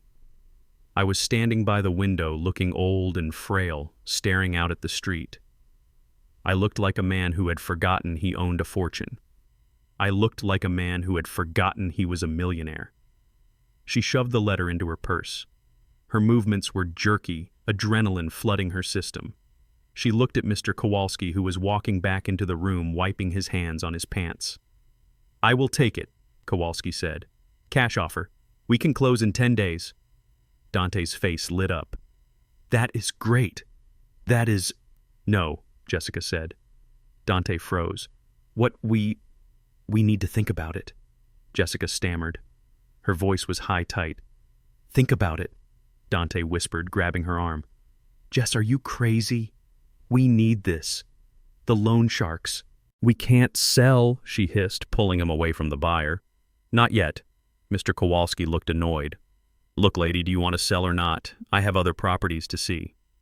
"I am sorry," Jessica said, putting on her best fake smile, though it looked like a rictus of pain. "We have a family emergency. We need to discuss this privately. Please leave." She practically pushed the man out the door. Dante looked at her like she had grown a second head. "Jess, what are you doing?" he shouted once the door closed. "We are dead. We are literally dead if we don't get that money." "Shut up, Dante," she snapped. She turned to me. Her entire demeanor changed. The contempt vanished, replaced by a terrifying, predatory warmth. She walked over to me and took my arm, guiding me to the armchair. "Dad," she said, using the word for the first time in years, "why don't you sit down? You look tired." I sat down, looking confused. "Did the man leave?" I asked. "I thought he wanted the house." "He did," Jessica said, stroking my hand. "But Dante and I were thinking, maybe we are rushing things. This is your home. You and Mom love it here." Dante's jaw dropped. "Jessica, have you lost your mind?" She shot him a look that could have cut glass. A look that said, "Shut up and follow my lead. We don't want to uproot you." Jessica continued, her voice dripping with syrup. "We want to do what is best for you. Maybe there are other assets we can look at, other ways to handle the finances without selling the condo." She was fishing. She wanted to know if I remembered the land. She wanted to know if I was lucid enough to sign it over, or if she could just take it using the power of attorney she thought she had. I looked at her blankly. "I don't know," I mumbled. "I have some old papers somewhere. I forget things. I bought some dirt a long time ago, I think. Probably worthless now, just weeds." Jessica's eyes lit up like fireworks. Dirt. Weeds. She thought I was talking about a vacant lot worth a few thousand. She had the appraisal in her purse that said $5 million. She thought she had found a winning lottery ticket in the pocket of an old coat I was about to throw away. If they sold the condo now and put us in a state home, the state would seize our assets to pay for our care. They would do an audit. They would find the land, and the money would go to the government, not to Jessica. But if she kept us here, if she kept us happy and confused, she could get me to sign over the deed to the land. She could transfer the title before anyone noticed. $5 million would pay her debts, buy her a new mansion, and leave her with enough to live like a queen. Selling the condo was small potatoes. She was hunting a whale now. "You know what, Dad," Jessica said, smiling. "Why don't we all have a nice dinner this weekend? We can talk about everything. We can look through those old papers together. I would love to help you organize your dirt." I looked at Beatrice. She was watching me, terrified but silent. "That would be nice," I said. Dante looked between us, totally lost. "Jess, the deadline is next week. We don't have time for dinner." "Trust me," Jessica whispered to him, patting his cheek. "I just saved our lives." She grabbed her purse, clutching it tight against her side where the letter was hidden. "We are leaving now," she announced. "We will call you tomorrow, Dad. Don't worry about the house. You are staying right here." She dragged a confused Dante out the door. I watched them go. I waited until the taillights of the black sedan disappeared around the corner. Then I stood up and walked to the door, locking it and sliding the deadbolt home. I walked back to the kitchen. Beatrice was staring at me. "Ike," she said, "what just happened? Why did she change her mind?" I picked up my fork and took a bite of the cold meatloaf. "Greed, Bea," I said. "It is the only thing stronger than her hatred." I had dangled a shiny object in front of a magpie, and she had snatched it up just as I predicted. She wouldn't sell the house now. She wouldn't put us in a home yet. She needed me close. She needed me compliant. She needed me to sign over a $5 million property that she thought was a secret. But she didn't know the land wasn't just dirt. She didn't know I had already transferred the title 3 days ago into an irrevocable charitable trust for veterans. The paper she stole was real, but the ownership was already gone. If she tried to transfer it, she would be committing fraud on a massive scale. She would be trying to steal federal property. I had just handed her a shovel, and she was about to dig a hole so deep she would never see the sun again. I smiled at my wife. "Eat your dinner, Bea," I said. "We are going to be just fine." But the game wasn't over. Now that she was hungry, she would be dangerous. I had to play the part of the fool for just a little longer. I had to let her think she was winning, right up until the moment the handcuffs clicked. The knock on the door came at 10 in the morning on Saturday. It wasn't the heavy, authoritative pounding of a lawyer or a landlord. It was a gentle, rhythmic rapping, the kind of knock you expect from a neighbor bringing over a pie. I was sitting in my armchair reading the newspaper with a magnifying glass, fully committed to the role of the failing patriarch. Beatrice was in the kitchen humming a hymn, though I knew her hands were gripping the dish towel tight enough to tear it. I opened the door to find Jessica standing there. The transformation was so complete it was almost terrifying. The woman who had sneered at my furniture and threatened to throw us into a state facility was gone. In her place was a vision of contrition. She wore a soft pastel cardigan instead of her usual power suits. Her hair was loose. She held a massive bouquet of lilies in one arm and a basket of gourmet chocolates in the other. Dante stood behind her, shifting his weight from foot to foot, looking like a man who was terrified the floor was about to open up and swallow him whole. "Dad," Jessica cooed, her voice trembling with manufactured emotion. "Can we come in?" I blinked slowly, adjusting my glasses. "Jessica," I asked, letting my voice waver, "is everything okay?" "Oh, Dad," she said, pushing past me with a gentle breeze of floral perfume.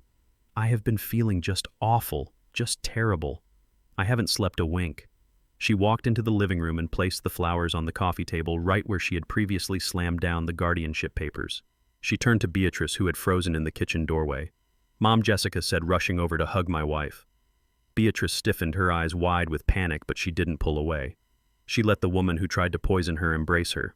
It was the bravest thing I had ever seen. I am so sorry, Jessica gushed, pulling back to look Beatrice in the face. The stress of the business, the holidays. I just snapped. I said things I didn't mean. I was scared for your health and I let my anxiety get the better of me. Can you ever forgive me? Beatrice looked at me. I gave a barely perceptible nod. Of course, honey, Beatrice said, her voice thin. We are family. Jessica let out a sigh of relief that was as fake as the diamonds on her fingers. Thank you. That means the world to me. I want to make it up to you, both of you. Dante and I want to take you out to dinner tonight. A real dinner. The Chop House downtown. My treat. I hesitated, playing the part. Oh, that sounds expensive, Jessica. We don't have fancy clothes for that. Nonsense, she said, beaming. You look perfect just as you are. Please, Dad. Let us spoil you a little. We have so much to talk about. I looked at Dante. He offered a weak smile. It will be nice, Dad. Just us. Okay, I said. Okay. A nice dinner sounds good. 6 hours later, we were seated in a leather booth at the most expensive steakhouse in Chicago. The lights were low, the waiters wore tuxedos, and the menu didn't list prices. Jessica ordered a bottle of wine that cost more than my first car. She poured glasses for everyone, fussing over Beatrice, making sure her water glass was full, cutting her steak for her, as if my wife were an invalid. It was a performance worthy of an Oscar. She laughed at my old war stories she used to roll her eyes at. She asked Beatrice about her knitting. She touched Dante's arm affectionately. To anyone watching, we looked like the picture-perfect American family enjoying a Saturday night out. But I was watching her eyes. They weren't smiling. They were scanning. They were waiting for the right moment to pivot. She was a cobra swaying to the music, waiting to strike. The moment came over dessert. The waiter had just cleared the plates of cheesecake and creme brulee. Jessica leaned forward, her expression turning serious and confidential. You know, Dad, she began, lowering her voice. Since we cleared the air, Dante and I wanted to talk to you about that paperwork we saw on your desk the other day. I paused with my coffee cup halfway to my mouth. Paperwork, I asked, looking confused. The letter from the bank, Jessica said gently. About the land, the industrial lot. Oh, that, I said, waving my hand dismissively. Just some old dirt. I told you I probably need to pay someone to mow the weeds. Jessica covered my hand with hers. Her skin was cold. Dad, we looked into it for you. Because we care. And we are worried. Worried, I asked. Why taxes? Jessica whispered as if it were a dirty word. Inheritance taxes. Capital gains. The government is greedy, Dad. If something were to happen to you, God forbid, the IRS would take almost half of that land's value, maybe more. They would strip the estate bare. Mom would be left with nothing. She squeezed my hand. We can't let that happen. We promised to protect you. I looked at Beatrice. She was staring at her lap, twisting her napkin. She knew this was the trap. What can we do, I asked, letting panic seep into my voice. I don't want the government to take it. That was supposed to be for rainy days. There is a way, Jessica said, her eyes gleaming. A loophole. If you transfer the asset now while you are still with us into a corporate holding company, we can shelter it. My company JJPR has a real estate arm. If we move the deed into the company name, it becomes a business asset. It is tax exempt for family transfers. It was absolute gibberish, legal nonsense. Transferring a $5 million asset to a failing PR firm wouldn't save taxes. It would just give her $5 million. But she was banking on me being an uneducated laborer who didn't understand finance. She was banking on my fear of the tax man. I looked at Dante. Is that true? Son Dante swallowed hard. He took a sip of water. His hand was shaking. Yeah, Dad, it is. It is a common strategy. Asset protection. He was lying to his father to facilitate a theft. The final nail in the coffin of our relationship. I don't know, I said, scratching my head. It sounds complicated. It is actually very simple, Jessica said, reaching into her designer purse. She pulled out a sleek blue folder. I took the liberty of having my legal team draft the transfer papers. Just in case you wanted to save the estate, it is a standard quitclaim deed. We transfer the land to JJPR and we issue you a promissory note. The land stays in the family, but the government can't touch it. She slid the folder across the table. It sat there between the coffee cups and the sugar bowl. $5 million worth of real estate reduced to a few sheets of paper. I stared at it. I thought about the sweat I had poured into buying that land 40 years ago. I thought about the double shifts, the missed holidays, and I thought about the woman sitting across from me who wanted to steal it all to pay for her mistakes. I reached out and opened the folder. I pretended to read it squinting. "And this will protect Beatrice?" I asked. "It guarantees her future," Jessica said solemnly. "It ensures she will never have to worry about money again." That part, ironically, was true, just not in the way she thought. I picked up the pen she offered. I hovered it over the signature line. Jessica stopped breathing. Her eyes were fixed on the tip of the pen. She was so close. She could taste the salvation. $2 million to the Sharks, $3 million for herself. She was already spending it. I hesitated. I pulled the pen back. Jessica flinched. "What is it?" "Dad, is something wrong?" "No," I said slowly. "It is just... This seems like a big occasion, a big business deal. I have never done a business deal like this before. It is just paperwork," Dad Dante said, his voice tight. "Just sign it." "No," I said firmly. "I want to do it right.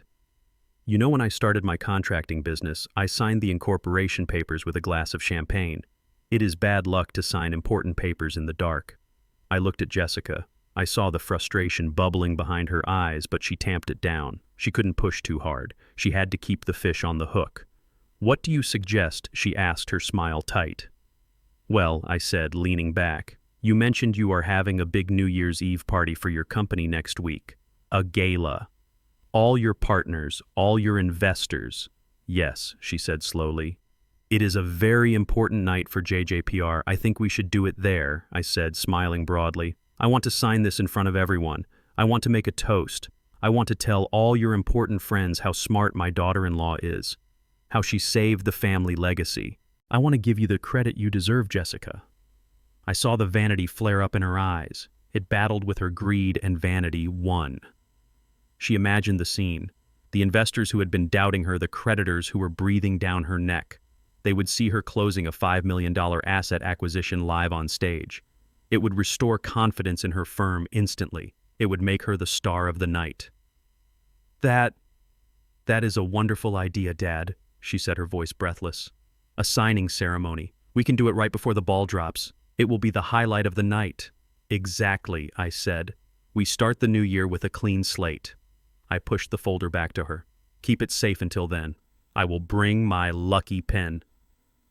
She took the folder, her hands trembling with excitement. She didn't see the trap. She was too blinded by the spotlight I had just offered her. She didn't realize I wasn't offering her a victory lap. I was offering her a public execution. We finished our coffee. Jessica paid the bill with a flourish, using one of the credit cards she had likely paid down with the money Dante stole from our home equity. We walked out into the cold Chicago night. The wind was biting, but I didn't feel it. I felt a fire burning in my gut. "See you next week," Jessica said, kissing my cheek. "It is going to be a night to remember. You have no idea," I thought. I drove Beatrice home in silence. When we got inside, she collapsed onto the sofa, exhausted from the strain of the performance. "Ike," she whispered. "Why did you do that? Why are we going to her party?" I sat beside her and took her hand. "Because, I said. If we destroy her in private, she can spin the story. She can lie. She can play the victim. But if we do it in front of every person she cares about, in front of the people she owes money to, in front of the people she tries to impress, then she can never recover." I looked at the calendar. 5 days until New Year's Eve. 5 days to finalize the evidence. 5 days to prepare the real paperwork. "She thinks she is getting a $5 million property," I said quietly. "But she is getting a one-way ticket to a cell." I went to my study and called Arthur. "It is set," I told him. "New Year's Eve, the midnight gala. Make sure the police are on standby. And make sure you bring the projector. I have a video everyone needs to see." The stage was set. Jessica wanted to be the center of attention. I was going to make sure she got exactly what she wanted. And when the clock struck 12, her carriage wasn't just going to turn into a pumpkin. It was going to explode. Tuesday morning broke with a sky the color of a bruised plum. It was 2 days before New Year's Eve. 2 days before the trap I had set would snap shut on my daughter-in-law. But before I pulled the trigger, there was one loose end I had to tie. One ghost I had to lay to rest. I called Dante at 7. I told him I wanted to go fishing. Not on a boat just off the pier at Montrose Harbor like we used to when he was a boy and I was trying to keep him off the streets. He hesitated. I could hear him calculating the cost of his time, wondering if spending 3 hours in the freezing cold with his old man was worth it. But then he remembered the land. He remembered the $5 million he thought I was about to sign over to his wife. He had to keep the golden goose happy. "I will be there, Dad," he said. I stood at the end of the pier, the wind off Lake Michigan cutting through my coat like a knife. I baited my hook, my fingers numb but steady. I wasn't really fishing for perch. I was fishing for a soul. I needed to know once and for all if there was anything left of my son inside the man who wore his face. I needed to know if he was a hostage to his wife's ambition or a willing accomplice to her crimes. Dante arrived 20 minutes late. He was wearing a designer wool coat and Italian leather loafers completely inappropriate for the weather. He shivered as he walked toward me, his hands jammed deep into his pockets. He looked miserable. He looked like a man who was being eaten alive from the inside out. "Hey, Dad," he said, his breath pluming in the air.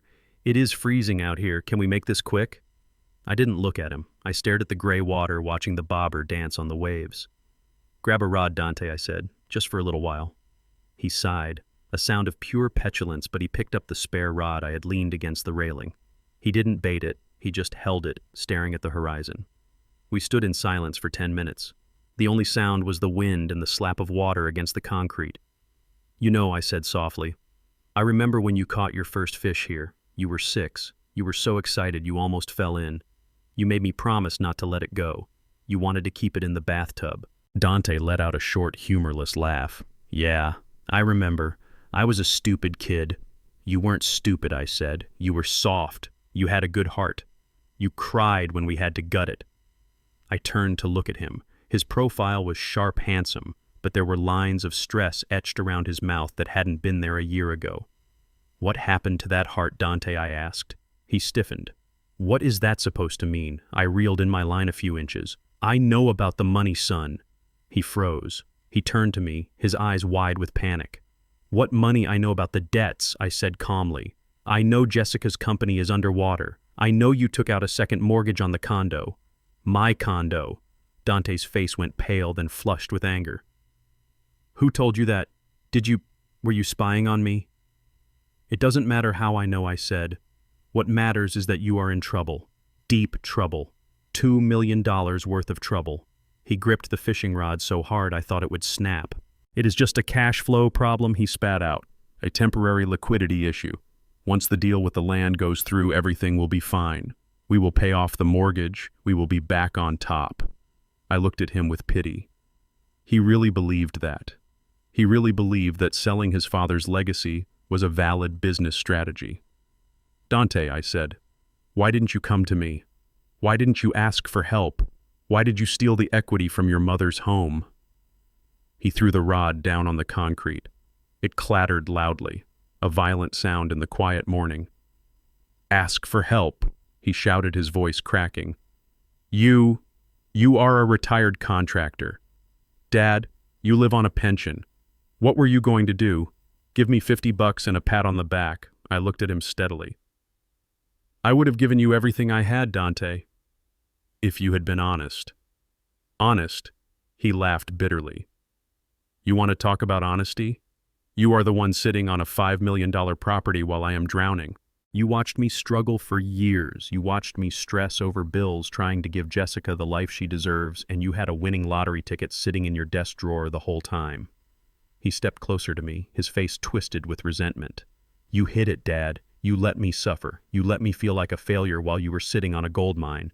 And now you want to judge me for borrowing against the condo. I deserve that money. I earned it by putting up with your mediocrity for 35 years.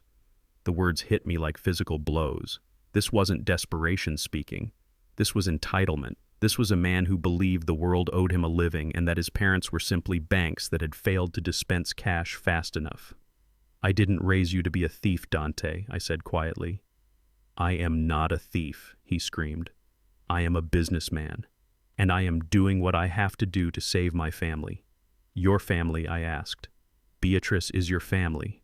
I am your family." "Jessica is my family," he retorted. "She is my future. You and Mom are the past. You had your time." I felt a coldness spread through my chest that had nothing to do with the winter wind. He had chosen. He had drawn the line in the sand. "Is that why you let her do it?" I asked. Dante paused. "Do what? Is that why you let her poison your mother?" The silence that followed was absolute. The wind seemed to stop. The water went still. Dante stared at me, his mouth slightly open. He didn't ask what I meant. He didn't pretend to be confused. He knew exactly what I was talking about. For a moment I saw a flicker of shame in his eyes. Just a flicker. But then he crushed it. He buried it under layers of rationalization and greed. "She didn't mean to hurt her," he muttered, looking away. "It was supposed to be mild. Just enough to show that Mom needed care." "Care?" I asked, my voice rising. "She gave her an antipsychotic drug, Dante. A banned substance. She could have killed her. Beatrice has a weak heart. If that drug had interacted with her insulin..." "But it didn't," Dante shouted, throwing his hands up. "Nothing happened. Well, nothing happened to Mom. Jessica was the one who got hurt. Jessica was the one humiliated in front of everyone. Because I swapped the glasses," I said. Dante looked at me, his eyes narrowing. "I knew it. I knew you did something. You old bastard." I stepped closer to him. "I am the bastard. You stood there and watched your wife drop a pill into your mother's drink. You watched her toast to her health knowing that glass was full of poison. And you said nothing." Dante didn't back down. He stepped into my space, his face inches from mine. "We needed the money." "Dad, can't you get that through your head? Jessica owes people who don't take excuses. If we didn't get control of the assets, if we didn't get the insurance money..." He stopped. He realized he had said too much. "The insurance money," I repeated. "The accidental death policy." Dante looked away, his jaw working. "You were going to let her kill us," I whispered. "You were going to let her stage an accident. It wasn't going to be painful."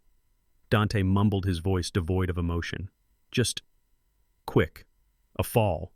Or a gas leak. Mom wouldn't have known. She is happy, Dad. She has lived a good life. But Jessica has so much ahead of her. She has potential. She is building an empire." I stared at him. I tried to find my son. I tried to find the boy who cried over a fish. But he wasn't there.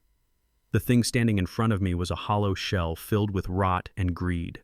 He was justifying matricide because his wife wanted to be a CEO. He was weighing his mother's life against a balance sheet and finding her wanting. "Jessica needed the money more than Mom needed her dignity," Dante said, his voice flat. "More than she needed her life.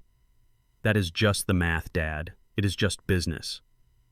My heart didn't break. It turned to stone. It calcified in my chest, heavy and cold and impenetrable. I looked at the man I had named after a poet, hoping he would bring beauty into the world, and I saw only ugliness. I realized then that my son had died a long time ago. Maybe he died when he met Jessica. Maybe he died when he tasted his first easy dollar. It didn't matter. The man on the pier was a stranger, and he was a stranger who wanted me dead.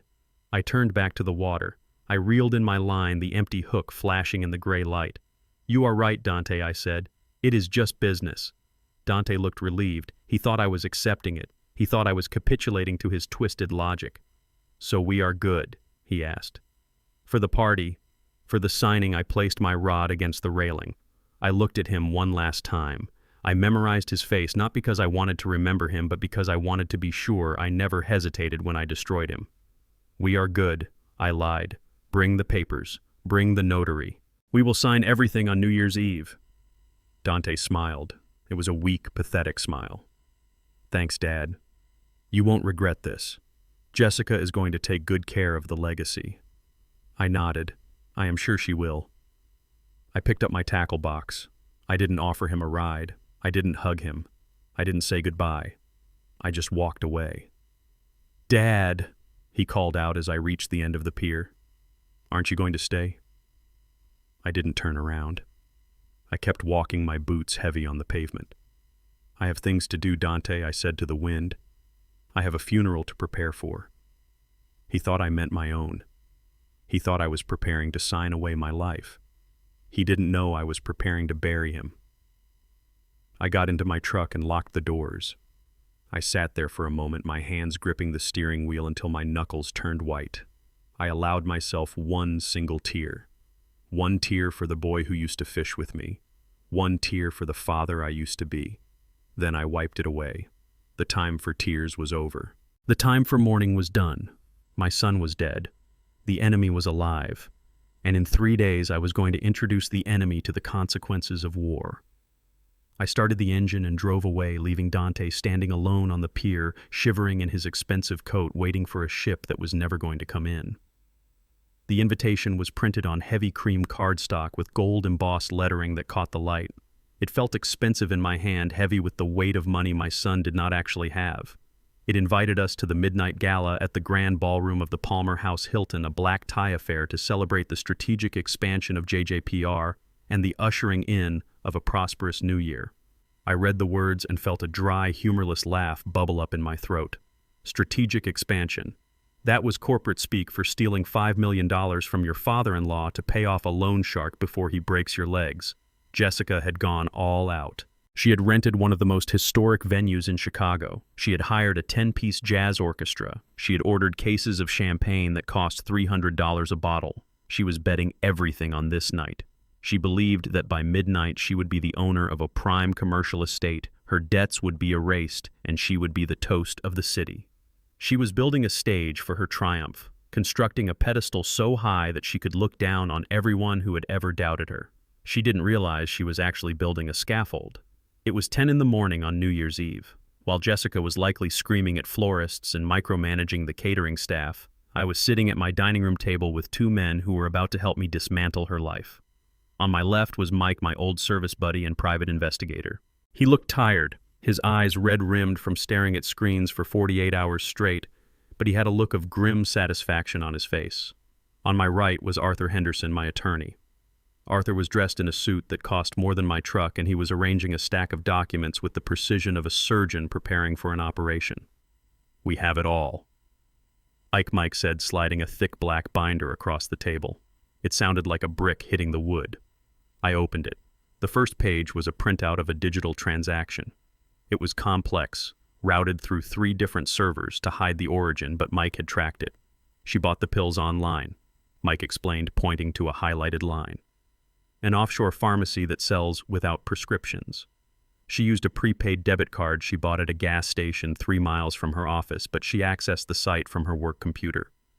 We have the IP address, we have the timestamp, and we have the shipping manifest. It was delivered to a P.O. box registered to her maiden name."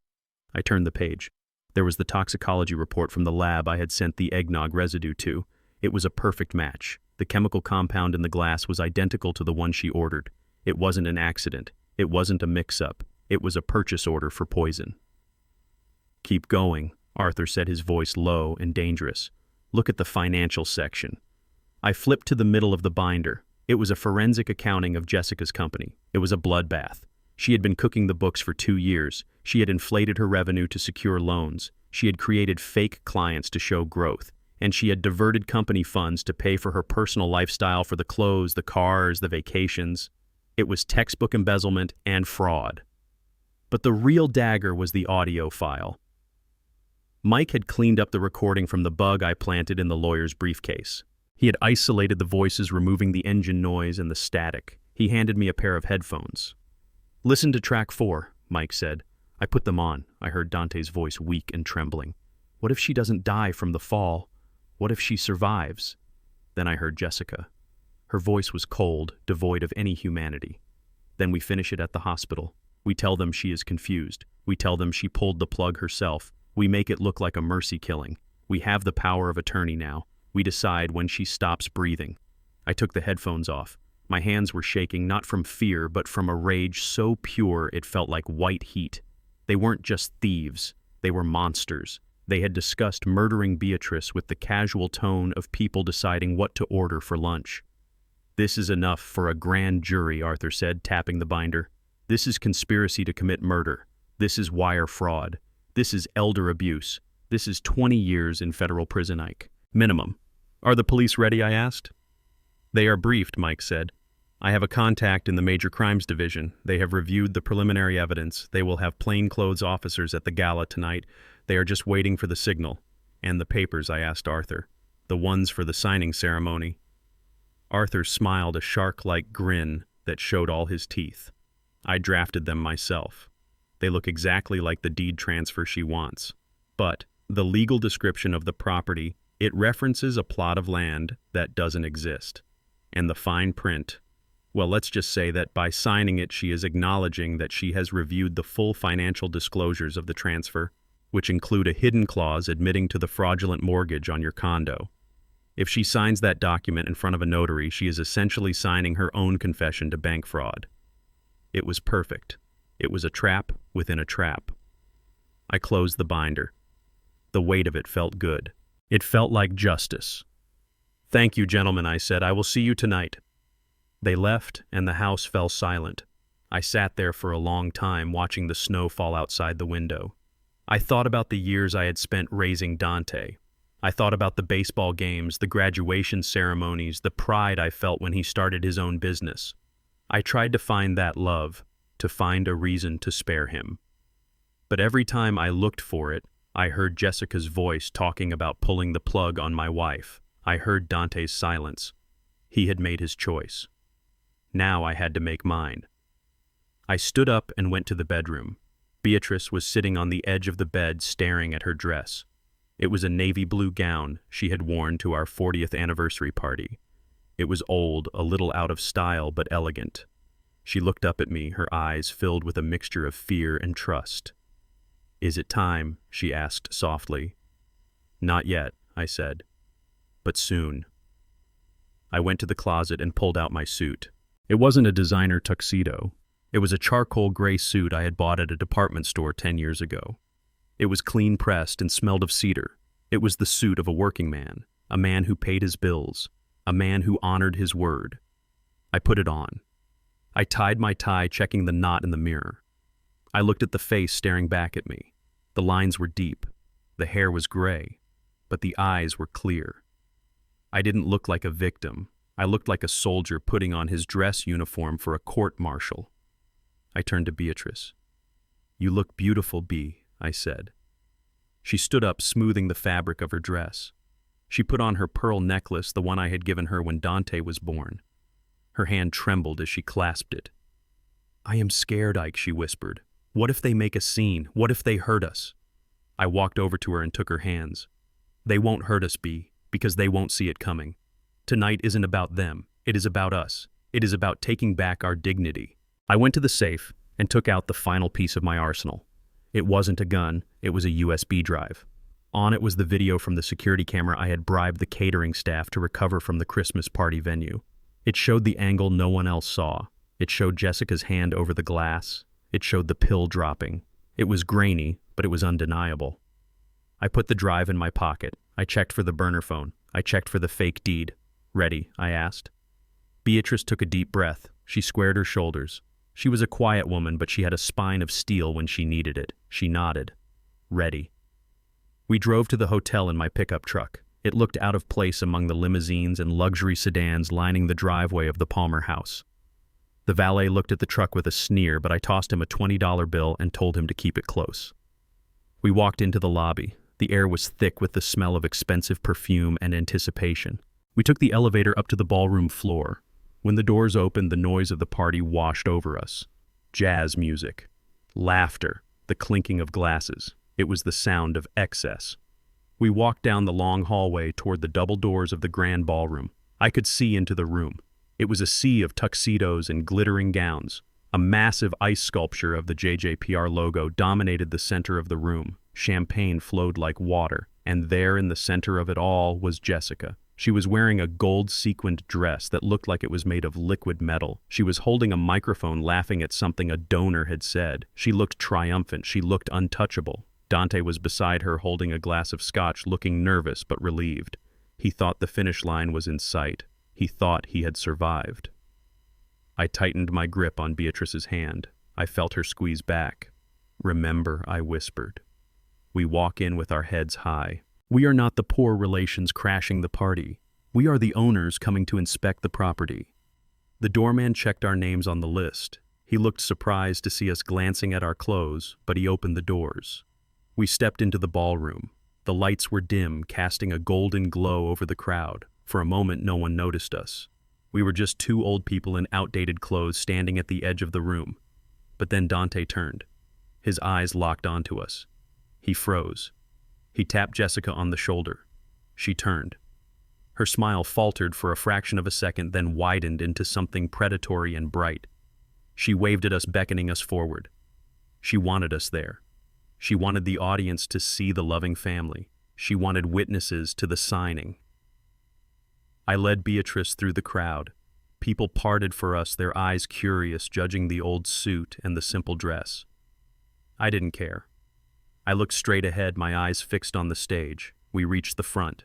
Jessica leaned down from the small platform, offering her cheek for a kiss I didn't give. "Dad, Mom," she exclaimed into the microphone, her voice amplified across the room. "I am so glad you made it. Everyone, please give a round of applause for my wonderful in-laws, Isaiah and Beatrice Jefferson." The crowd clapped politely. I didn't smile. I didn't wave. I just stared at her. "Come up here, Dad," Jessica said, gesturing to the stairs. "It is almost midnight. It is time for our big announcement." I squeezed Beatrice's hand one last time, then let go. I walked up the stairs. My steps were heavy, deliberate. I reached the center of the stage. Jessica tried to hand me a glass of champagne. I ignored it. She laughed nervously. "Well, someone is eager to get to business." She turned to the crowd, her face glowing with greed. "Ladies and gentlemen," she announced, "tonight is a special night. Not just because it is New Year's Eve, but because we are celebrating a merger of legacy and future. My father-in-law, a man who built his life with his own hands, has graciously decided to entrust his most valuable asset to JJPR, ensuring the future of our family for generations to come." She motioned to a small table set up on the stage. On it was the blue folder I had seen at the restaurant. A notary was standing by, stamp ready. "We are going to sign the transfer right now," Jessica said, her eyes gleaming. "To family." She held out a gold pen. I took the pen. I looked at the crowd. I looked at Dante, who was sweating profusely. I looked at Jessica. And then I reached into my pocket.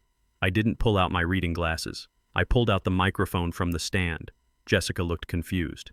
"Dad, just sign here." I looked at the room. The investors, the partners, the elite. "I am not signing anything, Jessica," I said. My voice boomed through the speakers, deep and steady. The room went silent. The jazz band stopped playing. Jessica's smile vanished. "What are you doing?" she hissed, moving to cover the mic. "You are embarrassing me." I stepped away from her reach. "I am not here to sign over my land," I said to the crowd. "I am here to tell you a story, a Christmas story." Dante stepped forward. "Dad, stop. You are confused. Let's go downstairs." I pointed a finger at him. "Stay back, Dante." I turned back to the audience. "It is a story about a glass of eggnog," I said, "and a pill, and a son who sold his mother's life for a down payment." Jessica lunged for me. She tried to grab the microphone, her nails clawing at my arm. "Cut the feed," she screamed at the sound technician. "Cut it now." But the sound guy didn't move. He was looking at the back of the room where Mike was standing with his arms crossed, shaking his head. I looked at Arthur, who was standing near the projector screen they had set up for Jessica's company reel. He gave me a nod. "I didn't come to sign a deed," I said, my voice rising over Jessica's screams. "I came to show you a movie." I signaled Arthur. The screen behind me flickered to life. It wasn't the JJPR logo. It was grainy black and white footage. It was a view from a security camera high up in the corner of a room. It showed a woman in a red dress standing over a bowl of eggnog. It showed her looking around. It showed her hand reaching into her pocket. The room gasped. A collective intake of breath that sucked the air out of the ballroom. It showed the pill dropping into the glass. Jessica froze. She looked at the screen. She looked at me. Her face went from red to gray in a heartbeat. That is fake," she shrieked. "That is a deep fake." He made it up, but the video continued. It showed me stepping out of the shadows. It showed the swap. I looked at Jessica. "Happy New Year, Jessica," I said, and then the doors at the back of the room burst open. But it wasn't waiters with more champagne. It was the police. The spotlight blinded me for a second as I stepped onto the platform. It was hot, white, and intense, designed to make the person standing in its center feel like a star. But to me, it felt like an interrogation lamp. Jessica stood there radiant in her gold sequined dress, her smile fixed in place like a porcelain mask. She extended a hand toward me, her manicured nails glinting under the lights. She looked like the picture of a dutiful, loving daughter-in-law welcoming the patriarch into the fold. But I saw the tremor in her fingers. I saw the sheen of sweat on her upper lip. She was terrified that at the last second the fish would spit the hook. "Ladies and gentlemen," she boomed into the microphone, her voice echoing off the high vaulted ceilings of the ballroom. "Please give a warm welcome to the man who made all of this possible. My father-in-law, Isaiah Jefferson, a man of vision, a man of generosity, a truly great father who understands that the future belongs to those brave enough to seize it." The applause was polite, rippling through the room of investors and partners who were more interested in the open bar than the family drama. But they clapped. They played along. They thought they were witnessing a business transaction, a passing of the torch. They didn't know they were witnessing an autopsy. I reached the center of the stage. There was a small podium set up draped in velvet. On it lay the blue folder containing the transfer deed for the $5 million property. Next to it was a gold fountain pen, heavy and expensive. It was a prop. Everything here was a prop. Jessica gestured to the pen, her eyes wide and pleading. "Just sign it," her eyes screamed. "Just sign it and save me." I looked at the pen, I looked at the folder, then I looked out at the crowd. I saw Dante standing near the front, clutching his glass of scotch like a lifeline. He looked pale, his eyes darting between me and his wife. He knew something was wrong. He knew his father didn't do speeches. He knew I didn't do grand gestures. But he was paralyzed by his own greed, hoping against hope that I was just a senile old man enjoying his moment in the sun. I reached out, but I didn't take the pen. I took the microphone from the stand. Jessica's smile faltered. Her hand twitched toward me, but she pulled it back. She couldn't wrestle me for the mic in front of her investors. She had to play along. "Dad," she whispered, her voice barely audible over the hum of the speakers. "What are you doing?" "Just sign the papers." I ignored her.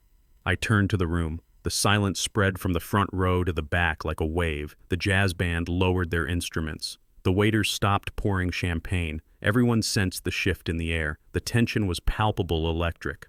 "I am not here to sign these papers," I said. My voice was deep, steady, the voice of a man who had given orders in combat. A murmur went through the crowd. Jessica stiffened beside me. She took a half step forward, her smile now looking like a rictus of pain. "Ha ha ha. Dad is such a joker." She laughed nervously into the air, trying to lean toward the mic. "He loves to tell stories, but we really are on a tight schedule." I pivoted, putting my shoulder between her and the microphone. I looked directly at Mr. Sterling, the CEO who had been at the Christmas party, the man who had walked out in disgust when Jessica had her meltdown. He was here tonight because Jessica had begged him, promised him that tonight would restore his faith in the company. He was watching me intently. "I am here to tell you a story." I continued, my voice rising over Jessica's nervous laughter. "It is a story about Christmas. It is a story about a glass of eggnog. And it is a story about a pill." Jessica gasped.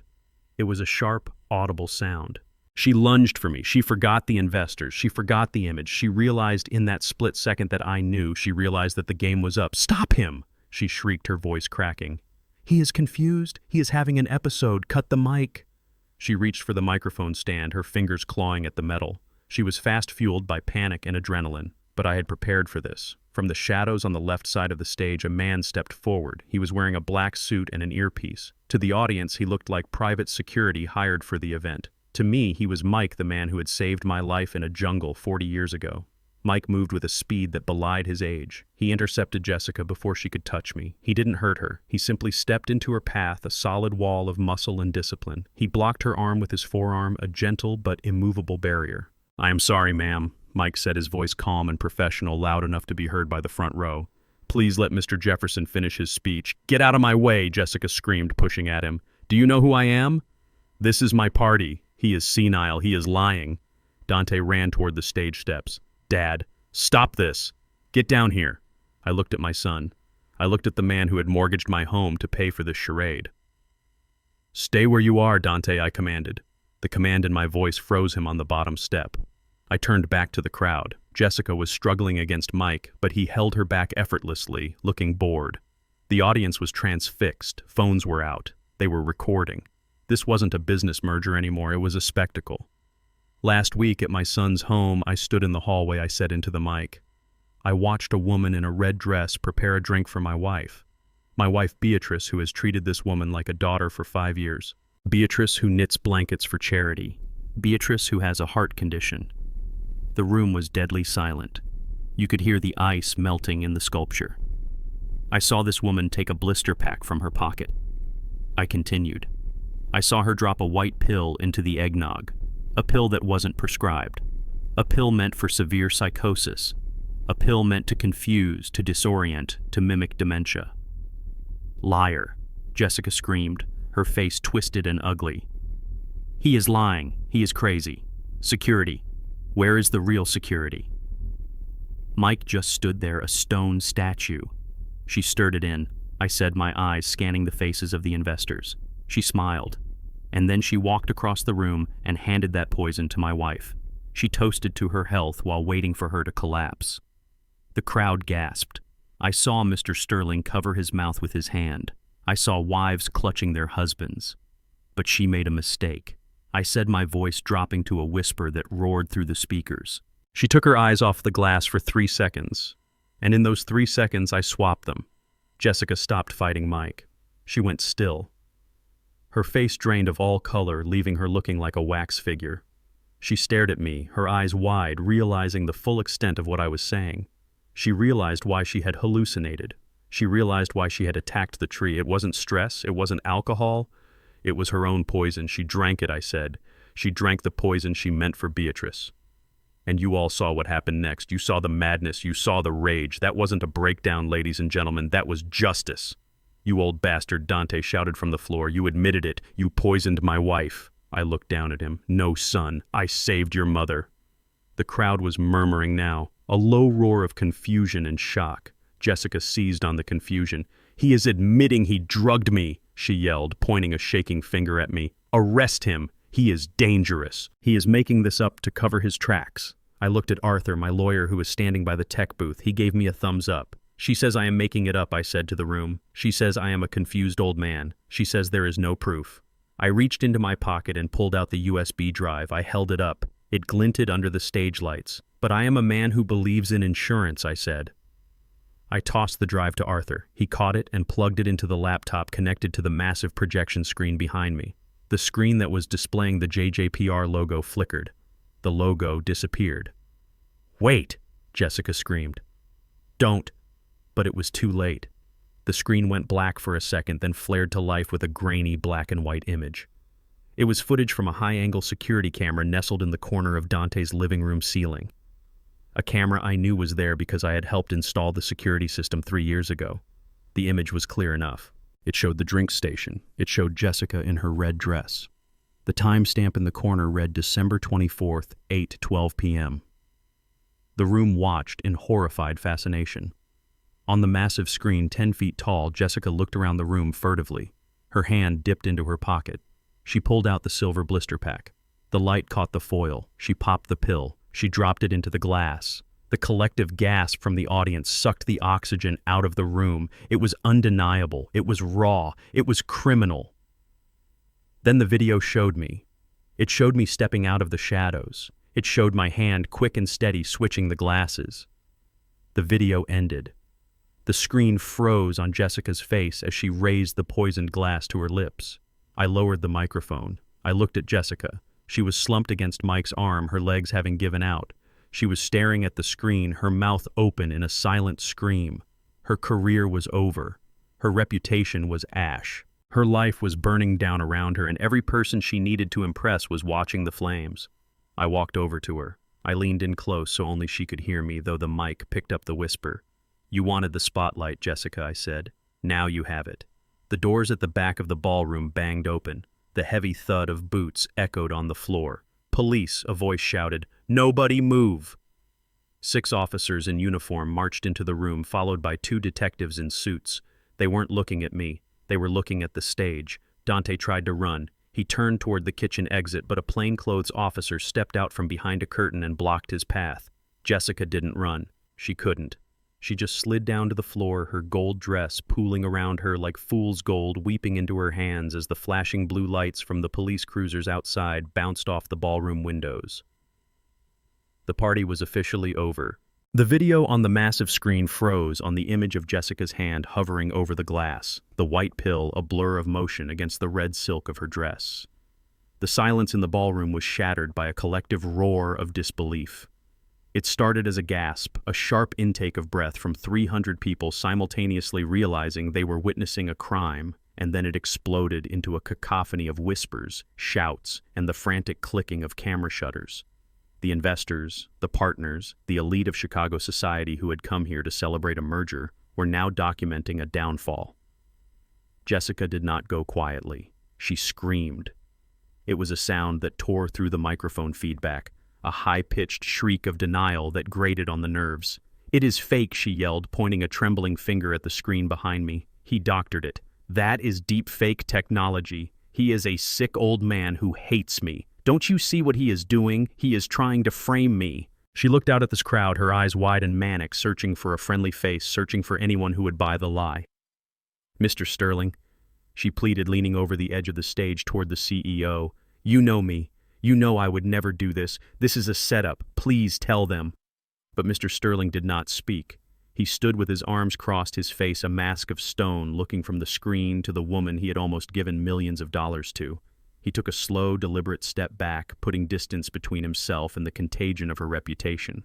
Dante, who had been frozen at the foot of the stairs, suddenly snapped. The shock that had paralyzed him gave way to a blind, animalistic rage. He didn't see the evidence. He didn't see the truth. All he saw was his father standing on a pedestal, holding the match that had just burned down his future. "You ruined us!" Dante roared. He charged up the stairs. He wasn't a fighter. He was a soft man who paid other people to solve his problems, but desperation gave him a reckless speed.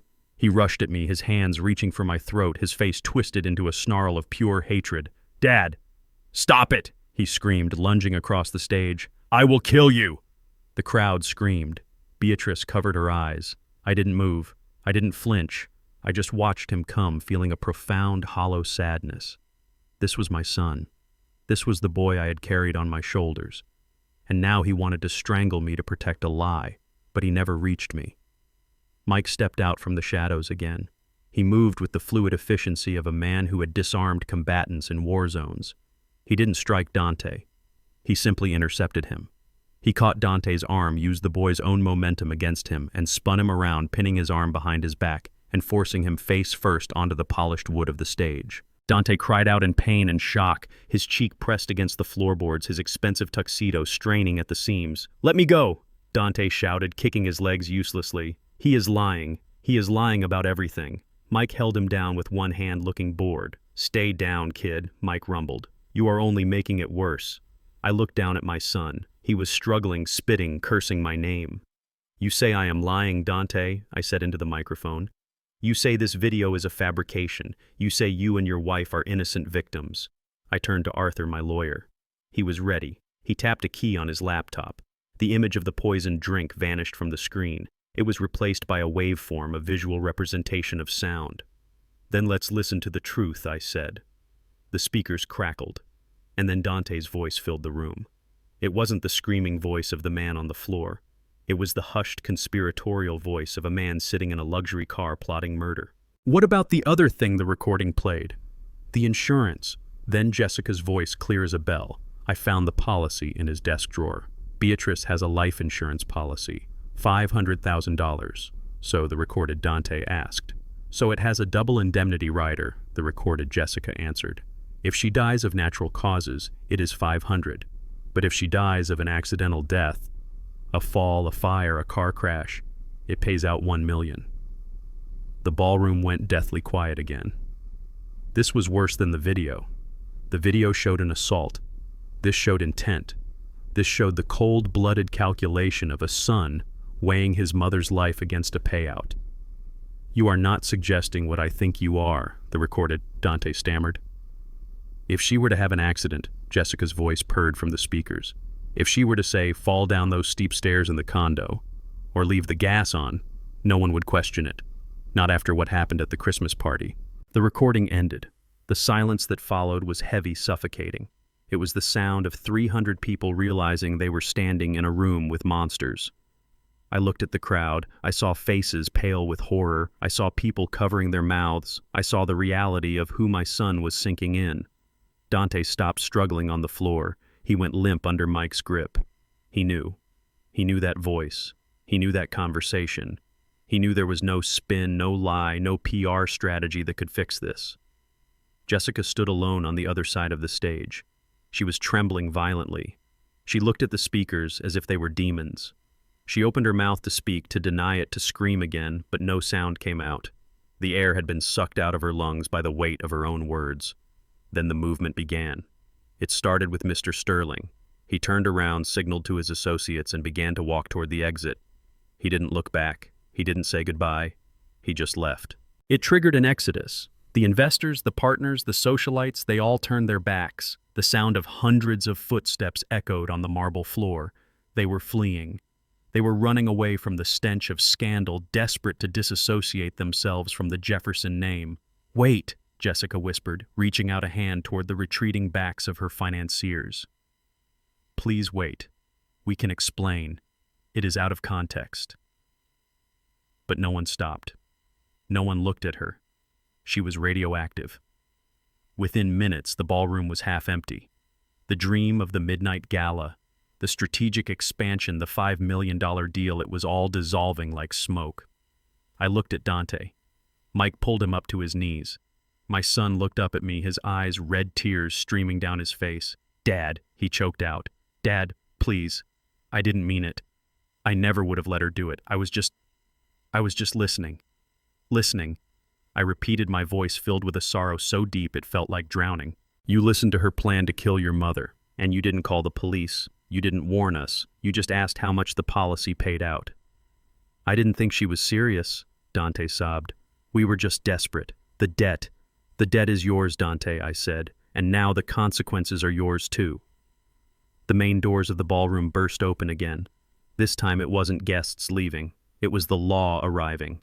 6 uniformed officers marched into the room, their hands resting on their belts. Behind them walked 2 detectives in cheap suits, the same men Mike had briefed earlier that day. They moved with purpose, scanning the room, their eyes locking onto the stage. "Police," one of the detectives shouted, holding up a badge. "Stay where you are." The remaining guests scattered to the walls, clearing a path. The officers marched down the center aisle, their boots heavy on the floor. Jessica let out a wail of despair. She sank to her knees, her gold dress pooling around her. She looked small. She looked pathetic. She looked like a child who had broken a vase and realized she couldn't glue it back together. Dante tried to stand up, but Mike held him firm. "It is over, son," I said softly. The detectives walked up the stairs to the stage. One of them, a tall woman with a stern face, walked straight to Jessica. "Jessica Jefferson," she said, pulling a pair of handcuffs from her belt. "You are under arrest for attempted murder, conspiracy to commit murder and fraud." Jessica didn't fight. She couldn't. She held out her wrists, her head hanging low, her sobs racking her body. The metal cuffs clicked shut, the sound echoing through the microphone that was still live. The other detective walked over to Dante. Mike stepped back, releasing him. "Dante Jefferson," the detective said, "you are under arrest for conspiracy to commit murder, wire fraud, and being an accessory to a felony." Dante looked at me. His eyes were pleading. "Dad, do something. Tell them. Tell them I am your son." I looked at him. I looked at the man who had sold us out. "I don't have a son," I said, my voice steady, broadcast to the entire room. "My son was a good man. He died a long time ago." Dante's face crumpled. He let out a sob that was more sound than breath as the detective spun him around and cuffed his hands behind his back. I watched them. I watched the police drag them away. Jessica was screaming now, blaming Dante, blaming me, blaming the world. Dante was weeping, calling out for his mother. Beatrice stood at the foot of the stage. She was crying, her hands pressed to her mouth. She watched her son being led away in chains. It was the hardest thing she had ever had to endure. But she didn't run to him. She didn't try to stop them. She stood her ground. The police led them out the side exit, away from the cameras of the few lingering guests who were still live streaming the disaster. The sirens outside wailed a chorus of judgment in the winter night. The ballroom was almost empty now. The ice sculpture was melting dripping water onto the floor. The champagne was warm. The party favors lay abandoned on the tables. I put the microphone back on the stand. It made a dull thud. I walked down the stairs to Beatrice. I took her into my arms. She buried her face in my chest and wept for the son we had lost, for the betrayal we had survived. "Let's go, B," I whispered. We walked out of the ballroom, leaving the wreckage of our son's ambition behind us. We walked past the stunned hotel staff, past the whispering onlookers in the lobby. We walked out into the cold, clean air of the Chicago night. The new year had arrived. The clock had struck midnight while my son was being read his rights. It was a new beginning, a painful one, a lonely one. But it was clean. The poison was gone. The threat was neutralized. I opened the door of my truck for my wife. I helped her in. I walked around to the driver's side and got in. I started the engine. As we drove away from the hotel, I didn't look back. I looked at the road ahead. It was dark, but the headlights cut through the gloom. We were survivors. We were together. And for the first time in a long time, we were safe. The click of the handcuffs was the loudest sound in the room. It was a mechanical, final sound, like a vault door slamming shut on a life that used to exist. The detective, a man with a face carved out of granite and eyes that had seen too much of the city's darkness, didn't offer an apology. He didn't offer a polite request for cooperation. He simply grabbed Jessica's wrist, twisted it behind her back with practiced efficiency, and snapped the metal ring tight against her skin. Jessica let out a sound that wasn't quite a scream and wasn't quite a sob. It was the noise of a trapped animal realizing the cage was real. She looked down at the metal binding her wrists, her gold-sequined dress shimmering incongruously under the harsh stage lights. The illusion of the powerful CEO, the benevolent daughter-in-law, the Queen of Chicago society, dissolved instantly. In her place stood a criminal. Jessica Jefferson, the detective, read from a small notepad, his voice bored and monotone. "You are under arrest for aggravated battery with a controlled substance conspiracy to commit murder, wire fraud, and grand larceny. You have the right to remain silent." Jessica's head snapped up. Her eyes were wild, darting from the detective to the crowd, and finally landing on Dante, who was being held by two uniformed officers a few feet away. The reality of the charges hit her like a physical blow. Conspiracy to commit murder. That wasn't a white-collar crime. That wasn't something her lawyers could fix with a plea deal and a fine. That was life in a cage. "No," she shrieked, her voice cracking. "No, you don't understand. I didn't do it. I was coerced." She spun around, nearly losing her balance in her high heels, and pointed a shaking finger at Dante. It was him, she screamed, her face twisting into a mask of pure hatred. It was his idea. He made me do it. He is the one with the gambling debts. He is the one who took out the mortgage on his parents' house. I was just trying to help him. I was scared of him. Dante looked at her, his mouth hanging open in shock. The woman he had worshipped, the woman he had betrayed his own blood for, was throwing him to the wolves without a second of hesitation. "Jessica, what are you saying?" Dante stammered, tears streaming down his face. "You bought the pills. You planned it." "He forced me," Jessica yelled over him, looking desperately at the detective. "Check his financials. He owes millions. He told me if I didn't help him get his inheritance, the loan sharks would kill us both. I was a victim. I am a victim here." The detective didn't even blink. He had heard it all before. Rats always eat each other when the ship goes down. He signaled to the other officers. "Get him too," the detective said. The officers moved on Dante. They spun him around and cuffed him. Dante didn't fight. He collapsed. His legs gave out, and the officers had to hold him up by his armpits. He was sobbing openly now, huge heaving cries that echoed through the silent ballroom. He looked pathetic. He looked small. "Dante Jefferson," the detective continued reading the rights to my son. "You are under arrest for conspiracy to commit murder, bank fraud, and being an accessory to a felony." Dante wasn't listening to his rights. He was looking at me. He looked past the police, past the ruin of his wife, and locked eyes with me. I was still standing on the stage, the microphone in my hand, looking down at the wreckage of my family. Beatrice was standing at the foot of the stairs, her hands covering her mouth, tears flowing silently down her cheeks. "Dad," Dante wailed. "Dad, please, tell them I am your son. Tell them I wouldn't hurt you." He tried to lunge toward me, but the officers jerked him back.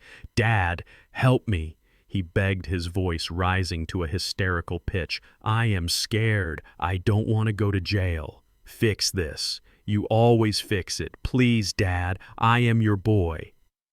The room watched. The investors, the partners, the elite, they all watched the man who wanted to be a king reduced to a begging child. I looked at him. I looked at the face that used to look like mine. I looked at the eyes that I had once thought held so much promise. I remembered the nights I sat up with him when he had a fever. I remembered teaching him how to tie a tie. I remembered the pride I felt when he graduated college. But then I remembered the recording. I remembered his voice in the car, calm and detached, discussing how to make his mother's death look like an accident. I remembered him standing on the pier telling me it was just business. That memory burned away the last of the pity. It cauterized the wound in my heart. I stepped to the edge of the stage. I looked down at him. The distance between us was only a few feet, but it might as well have been an ocean. "I don't have a son named Dante," I said. My voice was quiet, but in the dead silence of the ballroom it carried to every corner. Dante stopped crying. He stared at me, his eyes wide. "My son was a good man." I continued, my voice steady and cold as winter ice. "He was honest. He was kind. He loved his mother. That man died a long time ago." I leaned down slightly, looking him dead in the eye. "I don't know who you are," I said. "But you are just a stranger who broke into my life and tried to kill my wife. And I don't help strangers who hurt my family." Dante's face crumpled. The hope died in his eyes, replaced by a dark, bottomless despair. He realized finally that there was no safety net. The bank of Dad was closed. The unconditional love had run out. He was alone. "Take them away," I said to the detective. The detective nodded. He signaled his team. Jessica began to scream again as they started to drag her toward the exit. She was kicking her heels, scraping against the polished floor, cursing me, cursing Dante, cursing the world. "You will pay for this, old man," she shrieked. "I will sue you. I will take everything." Dante went quietly. He hung his head, his body limp, allowing the officers to drag him like a sack of grain. He didn't look back. He couldn't. The side doors of the ballroom burst open and the flash of cameras blinded us all. The press had arrived. My lawyer Arthur had tipped them off. He knew that for justice to be truly served, it had to be public. It had to be absolute. The reporters swarmed the police escort. Microphones were shoved into Jessica's face. Cameras zoomed in on her handcuffs, her ruined makeup, her disheveled dress. "Ms. Jefferson, is it true you poisoned your mother-in-law? Mr. Jefferson, did you mortgage your parents' home without their consent?" The questions were shouted like accusations. Jessica tried to hide her face, but with her hands cuffed behind her back, she had nowhere to hide. Every angle was captured. Every moment of her humiliation was broadcast live to the evening news. They were paraded through the lobby of the Palmer House, past the shocked tourists and the whispering staff. They were shoved into the back of waiting squad cars, the blue and red lights reflecting off the wet pavement. I stood on the stage and watched them go. I watched until the doors closed and the sirens began to wail, fading into the Chicago night. The ballroom was nearly empty now. The guests had fled, desperate to distance themselves from the scandal. Only the staff remained, cleaning up the shattered glass and the abandoned champagne. I felt a hand on my arm. It was Beatrice. She had climbed the stairs to stand beside me. She looked tired, her face pale, but her eyes were dry.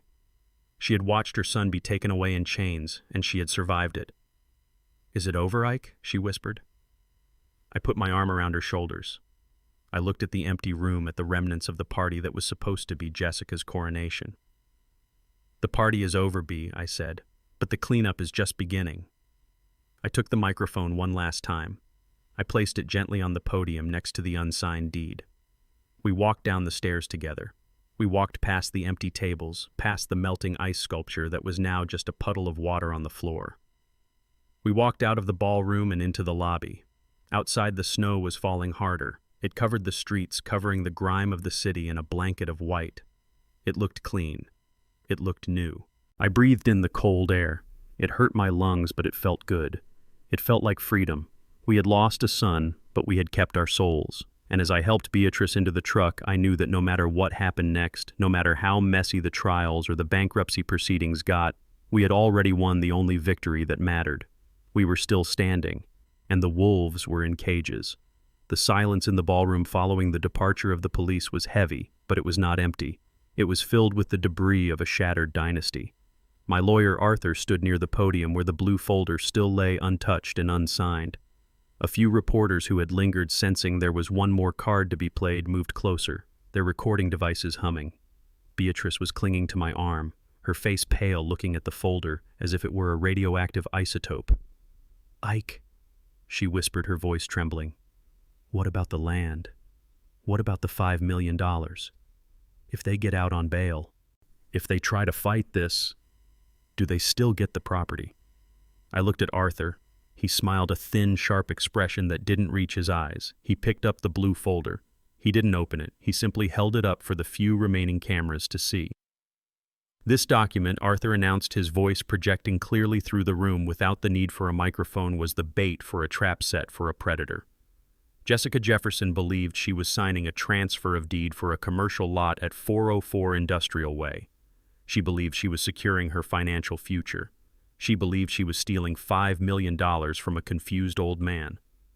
He paused, letting the words sink in. He ripped the folder in half. The sound was like a gunshot in the quiet room. "But you cannot steal what does not exist," Arthur said, tossing the torn pieces onto the floor. Beatrice looked up at me, confusion warring with relief in her eyes. "Ike, what does he mean?" "You own that land. We bought it 40 years ago." "I did own it, Bea," I said softly, covering her hand with mine. "Until 30 days ago." I turned to the reporters. I wanted this on the record. I wanted Jessica to read it in her cell. I wanted her to know exactly how thoroughly she had been beaten. "Last month," I said, my voice steady, "I signed the final transfer papers for that property. I didn't sell it. I didn't put it in a trust for my ungrateful son. I donated it. Every single acre, every square foot of dirt and concrete. Donated," a reporter asked, stepping forward. "To whom?" "To the Southside Veterans Association," I said. "They are going to build a rehabilitation center for soldiers coming home with PTSD. They are going to build housing for vets who have nowhere else to go."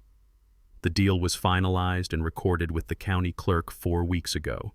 The land belongs to the men and women who served this country. It belongs to heroes, not to thieves. The realization rippled through the room. The property Jessica had killed her reputation for, the asset she had tried to poison my wife to obtain the golden ticket she had pinned all her hopes on, hadn't belonged to me for a month. She had committed conspiracy to commit murder for a phantom. She had destroyed her life for a zero balance. "The papers in that folder were worthless," Arthur added, dusting his hands off.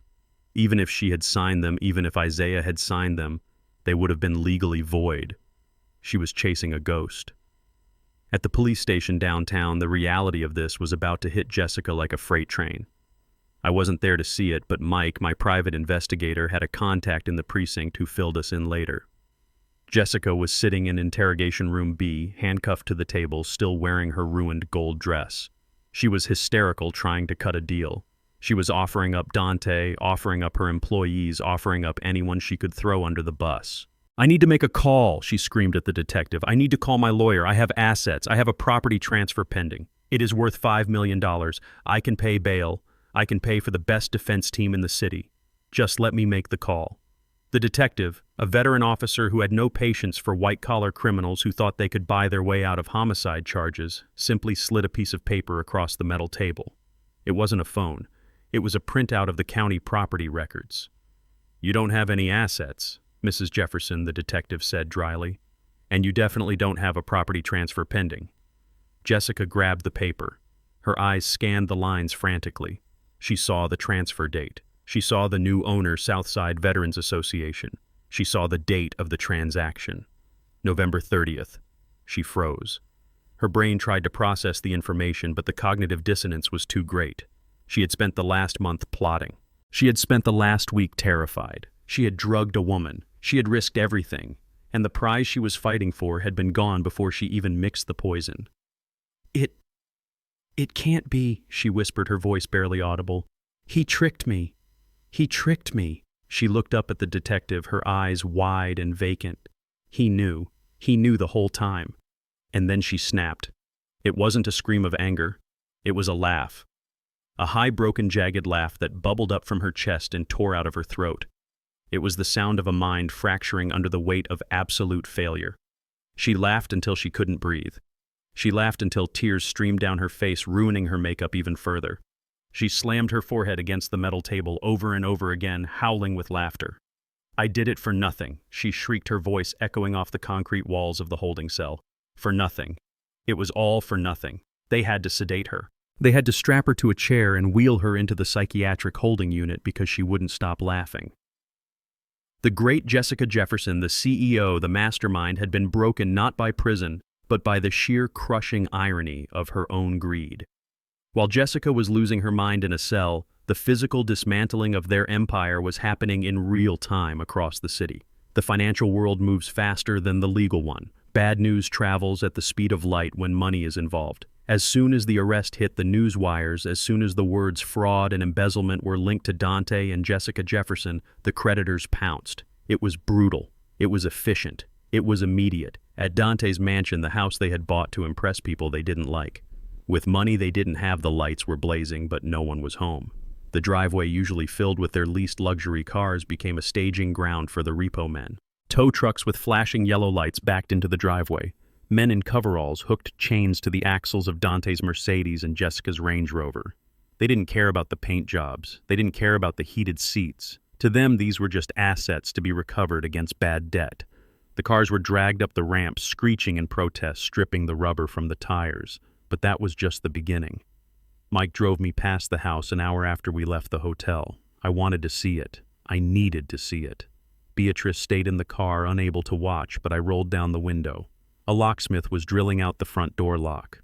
A representative from the bank stood on the porch with a clipboard overseeing the seizure. Because Dante had leveraged the house to the hilt, because he had used fraudulent documents to secure loans, the bank had invoked an immediate default clause. They weren't waiting for foreclosure proceedings. They were securing the asset because it was a crime scene. The locksmith kicked the door open. The alarm blared for 10 seconds before they cut the power. The house went dark.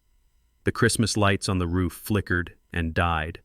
The inflatable Santa on the lawn deflated, collapsing into a heap of plastic on the snow. It was a perfect metaphor. The air had been let out of their life. I watched as a team of movers began to carry things out. Not furniture, evidence, computers, file cabinets, boxes of documents. The FBI had arrived to secure the paper trail for the federal fraud charges. And then I saw the sign. A real estate agent, shivering in the cold, was hammering a sign into the frozen lawn. It didn't say, "For sale," it said, "Property of the U.S. Marshals Service. Seized asset." Their clothes, their art, their wine cellar, it was all gone. In the span of 4 hours, Dante and Jessica had gone from living in a $3 million home to owning nothing but the jumpsuits on their backs. I looked at the dark house. I thought about the dinners we had eaten there, the tension, the fake smiles. I thought about the Christmas party where Jessica had poisoned my wife. "It is just a building now," Mike said from the driver's seat. "Just bricks and wood." "It was never a home, Mike," I said. "It was a stage set. And the show has been canceled." We drove away.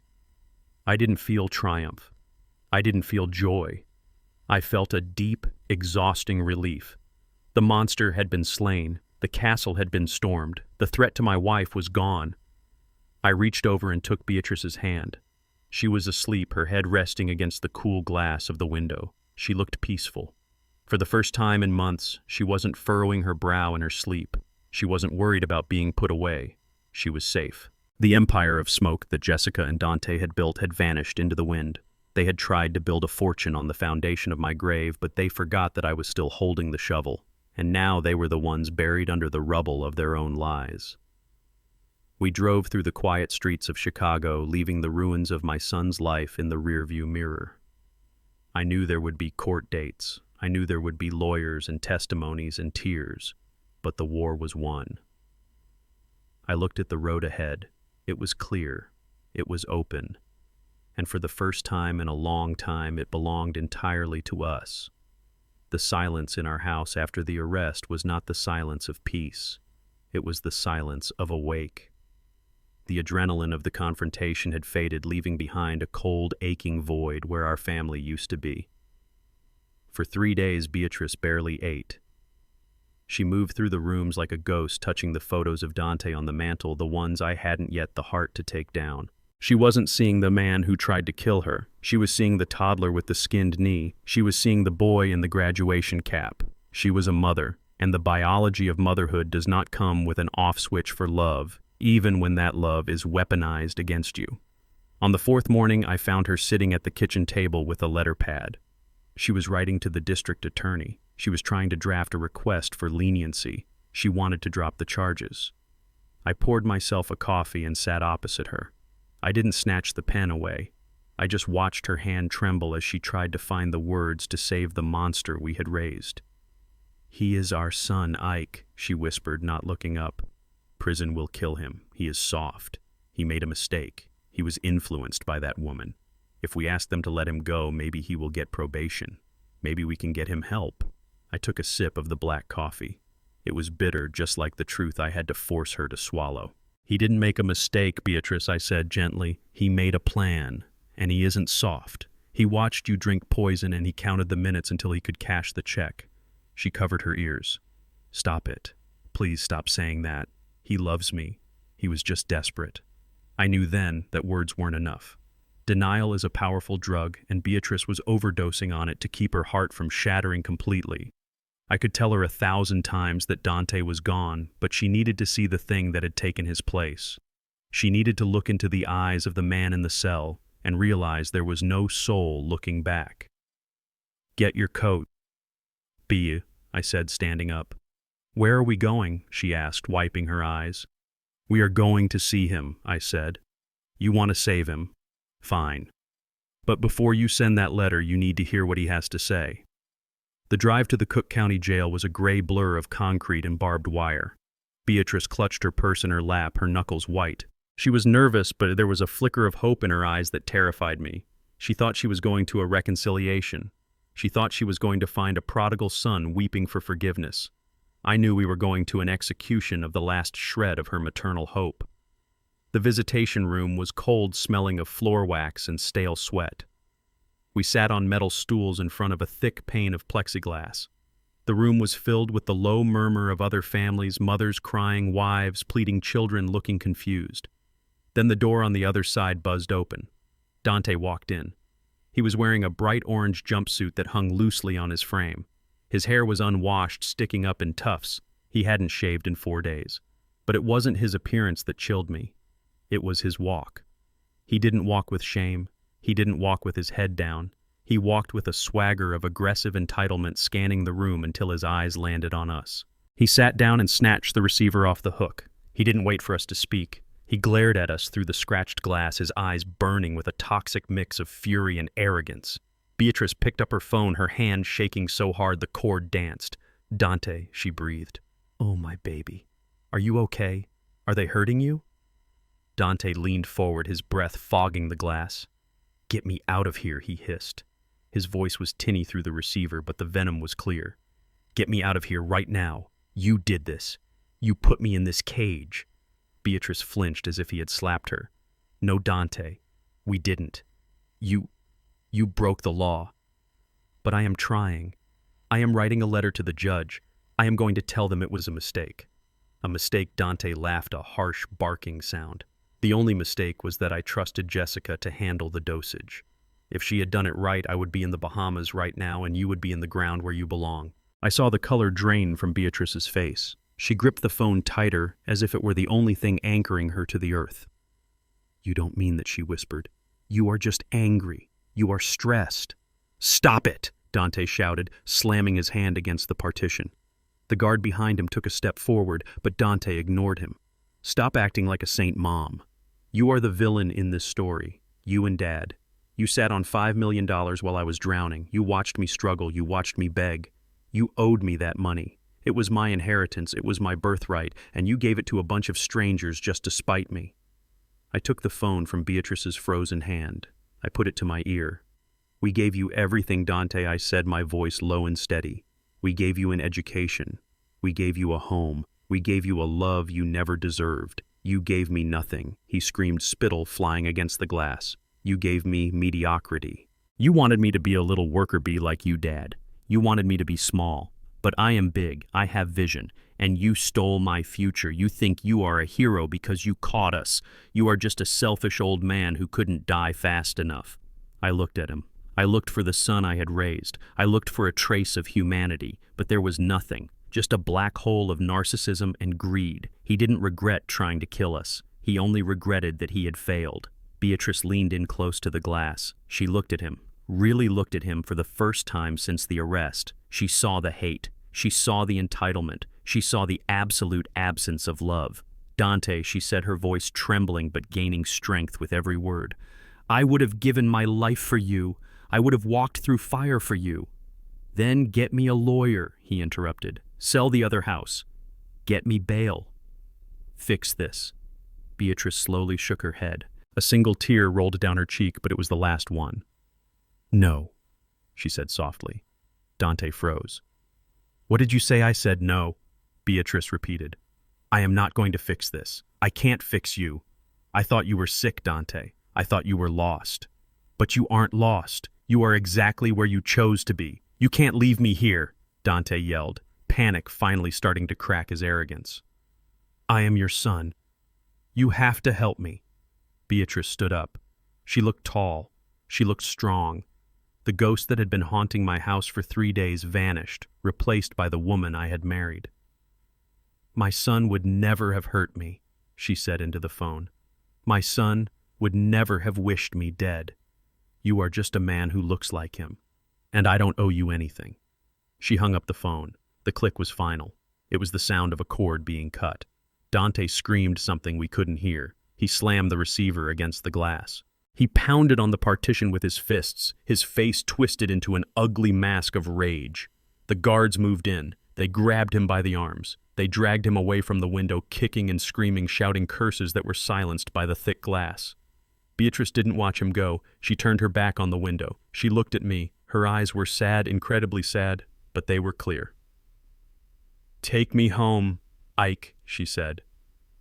We walked out of the prison into the bright, harsh sunlight of the afternoon. Beatrice held my arm, her grip firm. She didn't look back at the gray walls. She didn't look back at the barbed wire. We got into the truck. I started the engine, but I didn't put it in gear. I looked at her. Are you okay? I asked. She took a deep breath, filling her lungs with the cold air. It hurts. Ike, she said, placing her hand over her heart. It hurts more than anything I have ever felt. It feels like he died today. He did, I said. The boy we knew is gone. She nodded slowly. But I am still here, and you are still here, and I am not going to let his hate kill me. I am not going to let him take another minute of my life. She reached over and turned on the radio. Soft jazz filled the cab. It was a small act, a mundane act, but it was a declaration of life. Drive, she said. Let's go find a place where we can breathe. I put the truck in gear and pulled out of the lot. The prison receded in the rearview mirror, shrinking until it was just a gray smudge on the horizon. The pain was there, sharp and real, a wound that would scar but never fully disappear. But the infection was gone. The poison had been drawn out. We drove in silence for a long time, but it wasn't the heavy, suffocating silence of the last few days. It was the silence of healing. It was the silence of two people who had walked through hell and come out the other side burned but unbroken. Dante had wanted to break us. He had wanted to leave us with nothing. Instead, he had stripped away the illusions and left us with the only thing that truly mattered, each other. And as we drove toward the highway, leaving the city and the wreckage of our son's life behind, I knew that we were going to be okay. We were going to survive this, because we were Jeffersons. And Jeffersons don't break. We just rebuild. The for sale sign on the front lawn of our Lincoln Park condo didn't stay up for long. The market was hot, just as Jessica had predicted in her greed, but the money from the sale didn't go into her failing company or her legal defense fund. It went into a cashier's check that sat in my breast pocket, warm against my chest. Walking through the empty rooms of the place we had called home for a decade was harder than I expected. The echoes of our life were everywhere. The scuff mark on the hardwood where Dante had dropped a trophy when he was visiting years ago. The faded square on the wall where our wedding photo had hung. It was a good home, but it had been poisoned. The memory of Dante standing in this living room lying to my face about the second mortgage hung in the air like smoke. We couldn't breathe here anymore. We needed fresh air. We packed only what mattered. The photo albums, Beatrice's knitting supplies, my tackle box. We left the furniture. We left the expensive appliances. We left the things that were just things.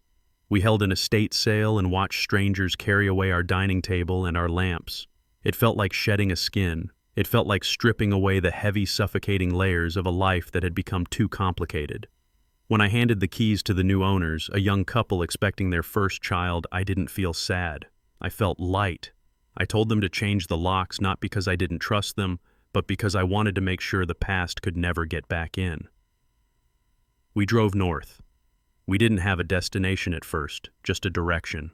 Away from Chicago. Away from the courthouse where our son was awaiting trial. Away from the whispers of the neighbors who had seen the news trucks on our lawn. We drove until the skyline of the city was just a gray smudge in the rearview mirror, and then we kept driving until the buildings gave way to trees and the concrete turned into blacktop. We crossed the state line into Wisconsin, the landscape opening up into rolling hills and dense forests. The further we got, the deeper Beatrice breathed.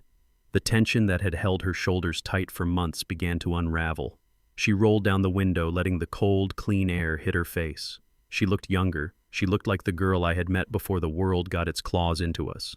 We found the house 3 days later. It wasn't a mansion. It wasn't a condo in a trendy neighborhood. It was a small A-frame cabin sitting on the edge of a quiet lake tucked away at the end of a gravel road that didn't even have a street sign. It had 2 bedrooms, a stone fireplace, and a porch that looked out over the water. It was simple, it was sturdy, it was perfect.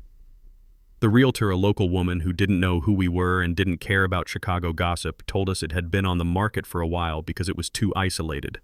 Most people wanted to be close to town. "We will take it," I said, standing on the porch, listening to the silence. Isolated was exactly what we were looking for. I paid cash, no mortgages, no banks, no paper trails that a greedy relative could track. We moved in the next week. The first night we slept on a mattress on the floor because the bed hadn't been delivered yet. We built a fire in the hearth, the smell of burning pine filling the room, replacing the scent of antiseptic and fear that had clung to us since the hospital. We ate sandwiches on paper plates, sitting on the floor, watching the flames dance. "This is nice, Ike," Beatrice whispered, leaning her head on my shoulder. "It is quiet. It is ours." "B," I said. "Nobody can take this. Nobody knows we are here." The first few months were a time of healing. It wasn't instantaneous. You don't recover from the attempted murder of your wife by your own son overnight. There were bad days. Days when Beatrice would cry for no reason. Days when I would wake up in a cold sweat reaching for a weapon that wasn't there, thinking I heard Jessica's voice in the next room. But those days became fewer and farther between. The rhythm of the lake took over. The sun came up over the water, turning the mist into gold. The birds sang in the trees. The seasons changed, the snow melting into mud, the mud turning into wildflowers. I spent my mornings fixing up the cabin. I repaired the deck. I sealed the windows. I built a small garden shed for Beatrice. Working with my hands, doing honest labor for my own home was therapy. It grounded me. It reminded me that I was still capable, still strong. I wasn't the confused old man I had pretended to be. I was Isaiah Jefferson, and I was building a fortress of peace. Beatrice started a garden. She planted tomatoes, peppers, and rows of marigolds. She spent hours out there, her hands in the dirt, talking to the plants. I watched her from the kitchen window. I saw the color come back to her cheeks.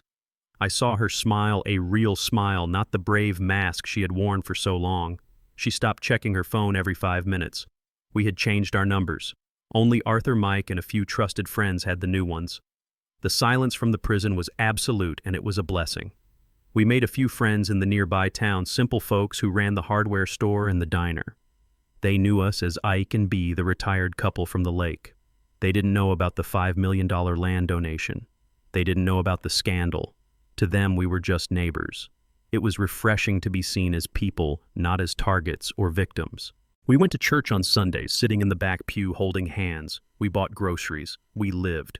One afternoon in late summer, 6 months after we moved in, I took my fishing rod down to the dock. The sun was beginning to set, painting the sky in shades of purple and orange. The water was glass smooth, reflecting the trees on the opposite shore. I cast my line, the rhythmic whir of the reel, the only sound in the world. I wasn't fishing for anything in particular. I was just being. Beatrice came down a few minutes later. She was carrying 2 glasses of lemonade and a book. She sat in the Adirondack chair I had built for her, placing the drinks on the small table between us. She didn't say anything. She just opened her book and started reading. I looked at her. The golden light caught the silver in her hair. She looked beautiful. She looked safe. I thought about the Christmas party. I thought about the noise, the fake smiles, the poison in the glass. It felt like a lifetime ago. It felt like a story that had happened to someone else. The anger that had fueled me for so long, the white-hot rage that had driven me to destroy my son's life had cooled. It hadn't disappeared, but it had settled into something manageable. It was a scar now, not an open wound. I realized then that I didn't hate Dante anymore. Hate requires energy. Hate requires attachment. I felt nothing for him. He was a stranger serving time for a crime against strangers. He was a memory of a disappointment. I looked at the water. A fish jumped, breaking the surface, creating ripples that widened until they disappeared. "You know, B," I said softly, keeping my eyes on the bobber, "I think this is the best investment we ever made." Beatrice looked up from her book. She smiled, her eyes crinkling at the corners. "The house," she asked. "The piece," I said. She reached out and took my hand. Her grip was strong. "We earned it, Ike," she said. "We fought for it." We sat there as the sun dipped below the tree line. The air cooled. The crickets began to chirp. There were no lawyers here.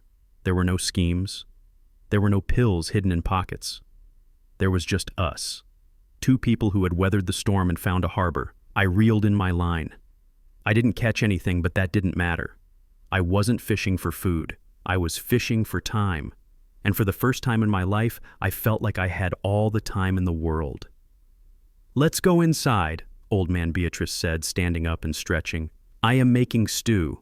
I packed up my gear. I followed my wife up the path to the cabin, the warm yellow light from the windows welcoming us home. I locked the door behind us, not out of fear, but just to keep the warmth in. The world outside could keep spinning. It could keep fighting and screaming and clawing for more. We had enough. We had everything. The mailman only comes down our dirt road 3 times a week. His truck rattles over the gravel, a noisy intruder in the quiet sanctuary we have built. Usually he brings nothing but circulars for the local hardware store or seed catalogs for Beatrice. But today he brought a thick cream-colored envelope with a Chicago return address. I recognized the handwriting immediately. It was Arthur, my lawyer. I stood on the porch, the wood warm under my boots from the late afternoon sun, and weighed the envelope in my hand. It felt heavy, dense with legal jargon and the finality of a gavel. I didn't open it right away. I watched Beatrice in the garden. She was wearing a wide-brimmed straw hat and kneeling on a foam pad, tying up her tomato plants with strips of green cloth. She was singing to herself a soft, tuneless melody that drifted on the breeze. She looked healthy. Her color was good. The shadows that had haunted her eyes for months after the arrest had finally faded, replaced by the calm of a woman who knows she is safe. She was the reason for everything. Every lie I had told, every trap I had set, every bridge I had burned, it was all for her. I sat down on the rocking chair and tore open the seal. The letter was detailed. Arthur never did anything halfway. He outlined the conclusion of the proceedings against Dante and Jessica.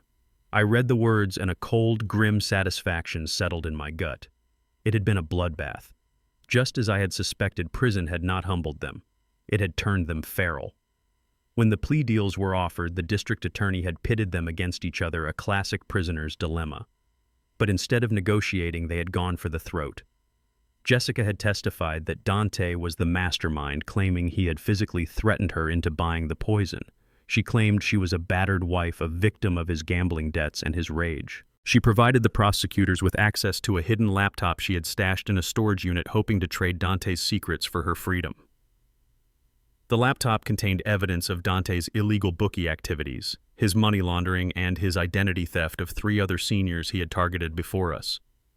Dante, in retaliation, had scorched the earth.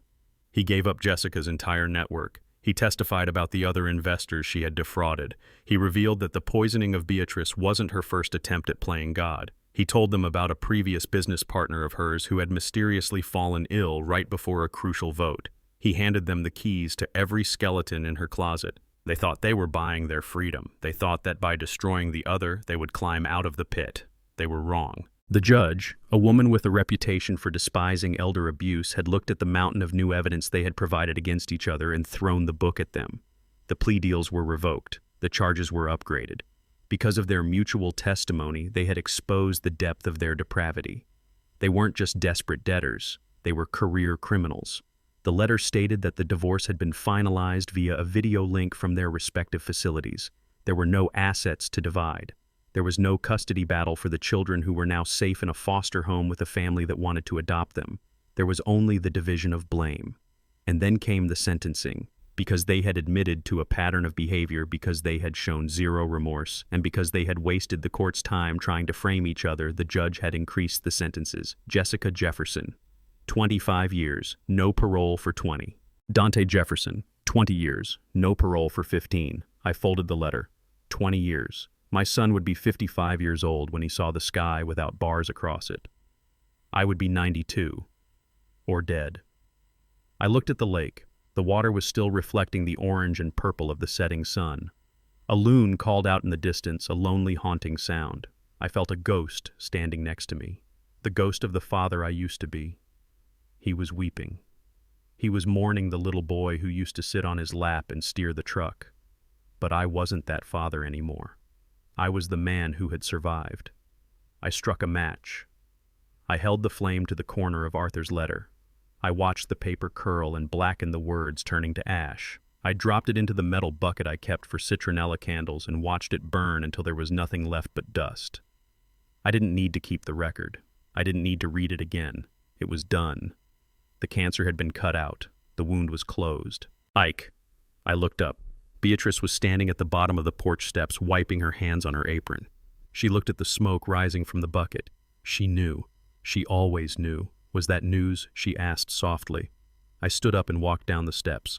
I took her hands in mine. They were warm and smelled of tomato vines and earth. It was just some paperwork, B, I said, just closing the file. She searched my face. She looked for the pain, for the regret, but I didn't let her see it. I gave her the only thing she needed to see. I gave her the face of the husband who would burn the world down to keep her warm. Is it over? She asked. It is finished, I said. They can't hurt us. They can't hurt anyone ever again. She let out a long breath, her shoulders sagging with relief. She leaned into me, resting her head on my chest. I wrapped my arms around her, feeling the steady beat of her heart. That heart was still beating because I had acted. That heart was still beating because I hadn't hesitated. And that was worth the price of a son. Come on, I said. Let's take a walk. The sun is going down. We walked down the gravel path toward the water. We walked slowly, matching each other's pace. We didn't talk. We didn't need to. We had spent 40 years talking, planning, raising a family, building a life. Now we were in the epilogue, and the epilogue was quiet. We reached the dock. The wooden planks were weathered and gray, worn smooth by the elements. We stood at the end, looking out over the water. The sun was a ball of fire dipping below the tree line on the opposite shore, painting the water in streaks of gold and crimson. It was beautiful. It was the kind of beauty you have to stop and pay attention to because it changes every second. I looked at Beatrice. The dying light caught the silver in her hair, turning it into a halo. She was smiling, a real, genuine smile that reached her eyes. She wasn't thinking about Dante. She wasn't thinking about the poison. She was thinking about the sunset. She was thinking about the tomatoes. She was thinking about us. I squeezed her hand. She squeezed back. We were old. Our bodies were slowing down. The world had tried to chew us up and spit us out. Our own blood had turned against us. But we were still here. We were standing. I thought about the legacy I had wanted to leave. I thought about the name Jefferson living on. But I realized that a legacy isn't a name.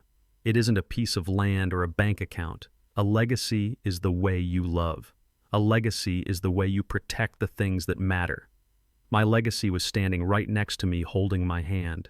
The sun slipped below the horizon, leaving behind a twilight sky of deep indigo. The first stars began to appear, pinpricks of light in the vastness. I turned to my wife. Ready to go in, I asked. Not yet, she said, leaning her head on my shoulder. Just a little longer. We stayed there until the stars filled the sky. Two old people on a dock in the middle of nowhere. No one knew where we were.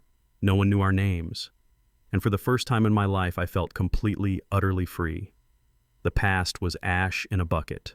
The future was the hand in mine. And that was enough. Blood may tie us together, but loyalty defines a family. I spent 40 years building a legacy thinking I was securing my son's future only to realize I was financing my own destruction. Greed is a parasite. It eats through love, history, and gratitude until nothing remains but a hollow shell.